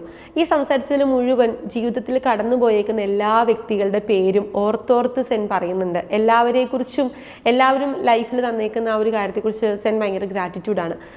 ഒരു വ്യക്തികളുടെ ഈ പറയുന്ന നമ്മളോട് കാണിക്കുന്ന ആ ഒരു അഭിനിവേശം എന്ന് വേണമെങ്കിൽ പറയാം, ഓരോ വ്യക്തിയും ഉണ്ടാക്കിയെടുത്തേക്കുന്ന ആ ഒരു ഇമ്പാക്റ്റ്, അത് എത്രത്തോളം നമ്മുടെ ലൈഫിനെ ഇൻസ്പയർ ചെയ്തിട്ടുണ്ട്? അത് ഓപ്പണായിട്ട് പറഞ്ഞു കഴിഞ്ഞാൽ ഞാൻ പലരുമായിട്ട് ഈ പറയുന്ന സാബുസാറുമായിട്ടൊക്കെ ഞാൻ അടിയുണ്ടാക്കിയിട്ടുണ്ട്. ഈ പറയുന്ന അനൂപേട്ടനെ വിളിച്ച് ഞാൻ ചീത്ത പറഞ്ഞിട്ടുണ്ട്. ഈ പറയുന്ന വിൽസൺ ചേട്ടനുമായിട്ടൊക്കെ ഞാൻ ചില സമയത്തൊക്കെ ഉടക്കാറുണ്ട്. പക്ഷെ എന്ന് പറഞ്ഞാലും ഓരോ എക്സ്പീരിയൻസും, ഇപ്പോൾ ഇത് പറഞ്ഞു കഴിഞ്ഞാൽ എൻ്റെ ക്ലോത്തിങ് ബിസിനസ്സിന് എനിക്ക് കുറച്ച് ഫണ്ട് തന്ന് സഹായിച്ചത് പെറൂത്ത് റോഡോ ടയർ എന്ന് പറയുന്ന ഷോപ്പ് നടത്തുന്ന ബിനിച്ചേട്ടനാണ്. ബിനിച്ചേട്ടൻ എനിക്കിങ്ങനെ ഒരു സാഹചര്യം വന്നു, എൻ്റെ കയ്യിൽ പൈസ ഇല്ലയെന്ന് അറിഞ്ഞു കഴിഞ്ഞപ്പോൾ പുള്ളി ഇന്ന് വരെ വിളിച്ചിട്ട് നമ്മളോട് ഒരു മോശം സംസാരിക്കുമോ, നീ എനിക്ക് ആ പൈസ തന്നില്ലെങ്കിൽ നിൻ്റെ പേരിൽ കേസ് കൊടുക്കുന്നോ, അങ്ങനത്തെ ഒരു സംഭവം പുള്ളി പറഞ്ഞില്ല. കാരണം എന്ന് വെച്ചാൽ നമ്മുടെ കയ്യിൽ ഉണ്ടായിരുന്ന സമയത്തും നമ്മൾ നിന്ന സമയത്തും നമ്മൾ ആ ഒരു വ്യക്തിയായിട്ട് ബന്ധം ഉണ്ടായിരുന്ന സമയത്തും നമ്മൾ അവരെ ചീറ്റ് ചെയ്യാൻ നിന്നിട്ടില്ല, ചതിക്കാൻ നിന്നിട്ടില്ല. നമ്മൾ അവർക്കറിയാം അവൻ്റെ കയ്യിലൊന്നുമില്ല, അവനൊന്നും ഇല്ലാത്തവനാണ്, ഇല്ലെങ്കിൽ അവൻ്റെ കയ്യിലൊന്നും ഇല്ലാത്തതുകൊണ്ടാണ് അവൻ തരാത്തത്, ഇല്ലെങ്കിൽ അവൻ ഇങ്ങനത്തെ കുറേ ഇഷ്യൂസ് വന്നു അതുകൊണ്ടാണ് അവൻ തരാതിരുന്നത്, ഇല്ലെങ്കിൽ അവൻ്റെ പ്രായം. ഇപ്പോൾ സാബുസാറൊക്കെ എന്നെ കണ്ണും പിടിച്ചിട്ട് പറയും, അതേപോലെ തന്നെ ഞാൻ തിരിച്ചും പറയും, എന്നെ നല്ല പ്രായമുള്ള മനുഷ്യനാണ്. പക്ഷേ കാരണം എന്താ വെച്ച് കഴിഞ്ഞാൽ എൻ്റെ പ്രായം അതാണെന്ന് അറിഞ്ഞ് പുള്ളി ഡീൽ ചെയ്യുമായിരുന്നു. കാരണം ഈ പഠിച്ചിറങ്ങി നേരെ ജോലിക്ക് എന്ന് കയറുന്ന ആ ഒരു ചോരത്തിളപ്പും കാര്യങ്ങളൊക്കെ നെഗറ്റിവിറ്റിയും എല്ലാം എനിക്കുണ്ടായിരുന്നു. നമുക്ക് സാലറി തന്നെന്ന് പറഞ്ഞ് തെറി കേൾക്കേണ്ട കാര്യം എനിക്കുണ്ടോ എന്നൊക്കെ ഞാൻ ചിന്തിച്ചുകൊണ്ടിരുന്ന സമയമുണ്ട്. സാലറി തന്നെന്ന് പറഞ്ഞ് എന്നെ ചീത്ത വിളിക്കാനുള്ള അധികാരമൊന്നും ഞാൻ ആർക്കും കൊടുത്തിട്ടില്ല എന്നൊക്കെ ഉള്ളൊരു മൈൻഡും ഒരു മുതലാളിത്ത വർഗത്തോട് നമ്മൾ ഒരു പുച്ഛം, ഞാൻ പണിയെടുക്കുന്നുണ്ടോ നീ ഉണ്ടാക്കുന്ന എനിക്കുണ്ടാവുന്ന ആ ഒരു മൈൻഡൊക്കെ ആയിരുന്നു. കാരണം അത് ഈ ഒരു ഏജിൽ നമുക്കുണ്ടാവും. പക്ഷെ നമ്മൾ എക്സ്പീരിയൻസ് ആവുന്നു, നമ്മൾ 10 പേരോട് സംസാരിക്കുന്നു, 10 പേരുടെ എക്സ്പീരിയൻസ് നമ്മൾ കേൾക്കുന്നു, 10 മനുഷ്യരെ നമ്മൾ കണക്ട് ചെയ്യുന്നു, ഓട്ടോമാറ്റിക്കലി നമുക്കിത് മാറും. പിന്നെ ഞാൻ എന്താ ചെയ്യുന്നതെന്ന് വെച്ച് കഴിഞ്ഞാൽ നമുക്കൊരു 10,000 രൂപ സാലറി ഉണ്ടെന്നിരിക്കട്ടെ, അതിൽ 2,000 രൂപ മുതലാളിക്ക് നമ്മളെ തെറി പറയാനുള്ള ഒരു ശമ്പളമാണ്. 2,000 രൂപയ്ക്കുള്ള തെറി നമ്മൾ കേൾക്കണം. അതായത് ആ 2,000 രൂപ, ഇപ്പോൾ 10,000 രൂപയിൽ 8,000 രൂപ നിനക്ക് ബാക്കിയുള്ള കാര്യത്തിന് മാറ്റി വയ്ക്കാം. 2,000 രൂപ നിനക്ക് തരുന്നത് മുതലാളി തെറി വിളിച്ചാൽ തിരിച്ചൊന്നും പറയാതിരിക്കാൻ വേണ്ടിയിട്ട്. ഞാൻ അങ്ങനത്തെ ഒരു മൈൻഡ് സെറ്റിലാണ് ഞാൻ വർക്ക് ചെയ്യുന്നത്. ഒരാൾ നമുക്ക് സാലറി തന്നിട്ടുണ്ടെങ്കിൽ അതിൻ്റെ 20% അവർക്ക് നമ്മൾ തെറി വിളിക്കാനുള്ളൊരു ലൈസൻസ് ആണ്. പിന്നെ നമ്മൾ ചെയ്യാത്ത കാര്യത്തിനായിരിക്കുമല്ലോ ഈ ചീത്ത കേൾക്കുന്നേ. അതെ, നമ്മൾ തിരിച്ചൊന്നും പറയണ്ട. നമുക്ക് എത്ര രോഷം ഉണ്ടായാലും ആ 2,000 രൂപയ്ക്കുള്ള തെറി ചീത്ത നമ്മൾ കേൾക്കാൻ റെഡി ആയിരിക്കണം. ഞാൻ അതിങ്ങനെ കേട്ടോണ്ടിരിക്കും. അതിന് മേലേക്ക് പോകുമ്പോൾ മാത്രം നമ്മൾ റിയാക്ട് ചെയ്യാവുള്ളൂ. ഓക്കെ. പക്ഷെ നല്ല ഗ്രാറ്റിറ്റ്യൂഡ് ഉള്ള വ്യക്തിയാണ്. ഞാൻ ഇത്രയും നേരത്തെ സംസാരത്തിൽ എനിക്ക് ഏറ്റവും കൂടുതൽ മനസ്സിലായത് സെന്നിൻ്റെ ബിസിനസ്സിനെ കുറിച്ചും അല്ലെങ്കിൽ ഹൈസൻഗോനെ കുറിച്ചൊക്കെ പറഞ്ഞെങ്കിലും വളരെയധികം ഗ്രാറ്റിറ്റ്യൂഡുള്ള ലൈഫിൽ കടന്നു പോയിരിക്കുന്ന എല്ലാ വ്യക്തികളെയും അത്രയും തന്നോട് ചേർത്ത് വയ്ക്കുന്ന ഒരു വ്യക്തിയാണ്. ആ ഒരു നല്ല മനസ്സോടുകൂടി തന്നെ ഇനിയും മുന്നോട്ട് പോകാൻ സാധിക്കട്ടെ. ആ ഒരു നന്മ കൈവിടാതെ തന്നെ ഈ ഹൈസൻഗോനെ വളർത്താൻ സാധിക്കട്ടെ എന്ന് ആഗ്രഹിക്കുകയാണ്, ആശംസിക്കുകയാണ്. ഇനി മുന്നോട്ടുള്ള വളർച്ചയിൽ ഞങ്ങളും ഉണ്ടാകും ഒപ്പം. നമുക്ക് ഇനി ഒരിക്കൽ കൂടി ഈ സ്പാർക്കിന്റെ ഹോട്ട് സീറ്റിൽ കഥ പറയണം.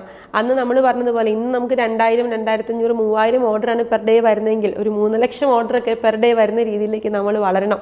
അപ്പോൾ നമുക്ക് ഒന്നോടെ ഈ ഹോട്ട് സീറ്റിൽ ഇരുന്ന് ഒരിക്കൽ കൂടി കഥ പറയണം. സ്പാർക്കിന് മുന്നേയും സ്പാർക്കിന് ശേഷം എന്നുള്ളൊരു കഥ നമുക്ക് ഒന്നോടെ സംസാരിക്കാം. അതുവരെ കാണുന്നവരേക്കും താങ്ക് യു. ഓക്കെ, ഞാൻ ഇൻട്രൊഡക്ഷനിൽ പറഞ്ഞതുപോലെ നമുക്കൊരു ഐഡിയ ഉണ്ടായാൽ മാത്രം പോരാ, അതിനോട് നമ്മൾ അത്രയും പാഷനേറ്റ് ആയിട്ട് വർക്ക് ചെയ്താൽ മാത്രമാണ് നമുക്കൊരു ഓൺട്രപ്രണർഷിപ്പിലെ നമുക്കൊരു ബിസിനസ്സിനെ വളരെ നല്ല രീതിയിൽ മുന്നോട്ട് കൊണ്ടുപോകാനും നമ്മുടെ ഒരു കൊച്ചിനെ പോലെ വളർത്തിയെടുക്കാനും സാധിക്കുള്ളൂ. ഹൈസൻഗോനെ സെൻ കാണുന്നത് അതുപോലെയാണ്, തൻ്റെ ഒരു കുഞ്ഞിനെ പോലെയാണ്. താൻ കൈപിടിച്ച് നടത്തി പയ്യെ പിച്ച വെച്ച് നടന്ന് ഇന്ന് തന്നെ നടക്കാൻ തുടങ്ങിയ ഹൈസൻഗോനെ നാളെ ഉയരങ്ങളിലേക്ക് പറത്താനാണ് അദ്ദേഹം ആഗ്രഹിക്കുന്നത്. ആ യാത്രയിൽ നമുക്കും ഒരുമിച്ച് കൂടെ നിൽക്കാം. അതുവരേക്കും നന്ദി, നമസ്കാരം.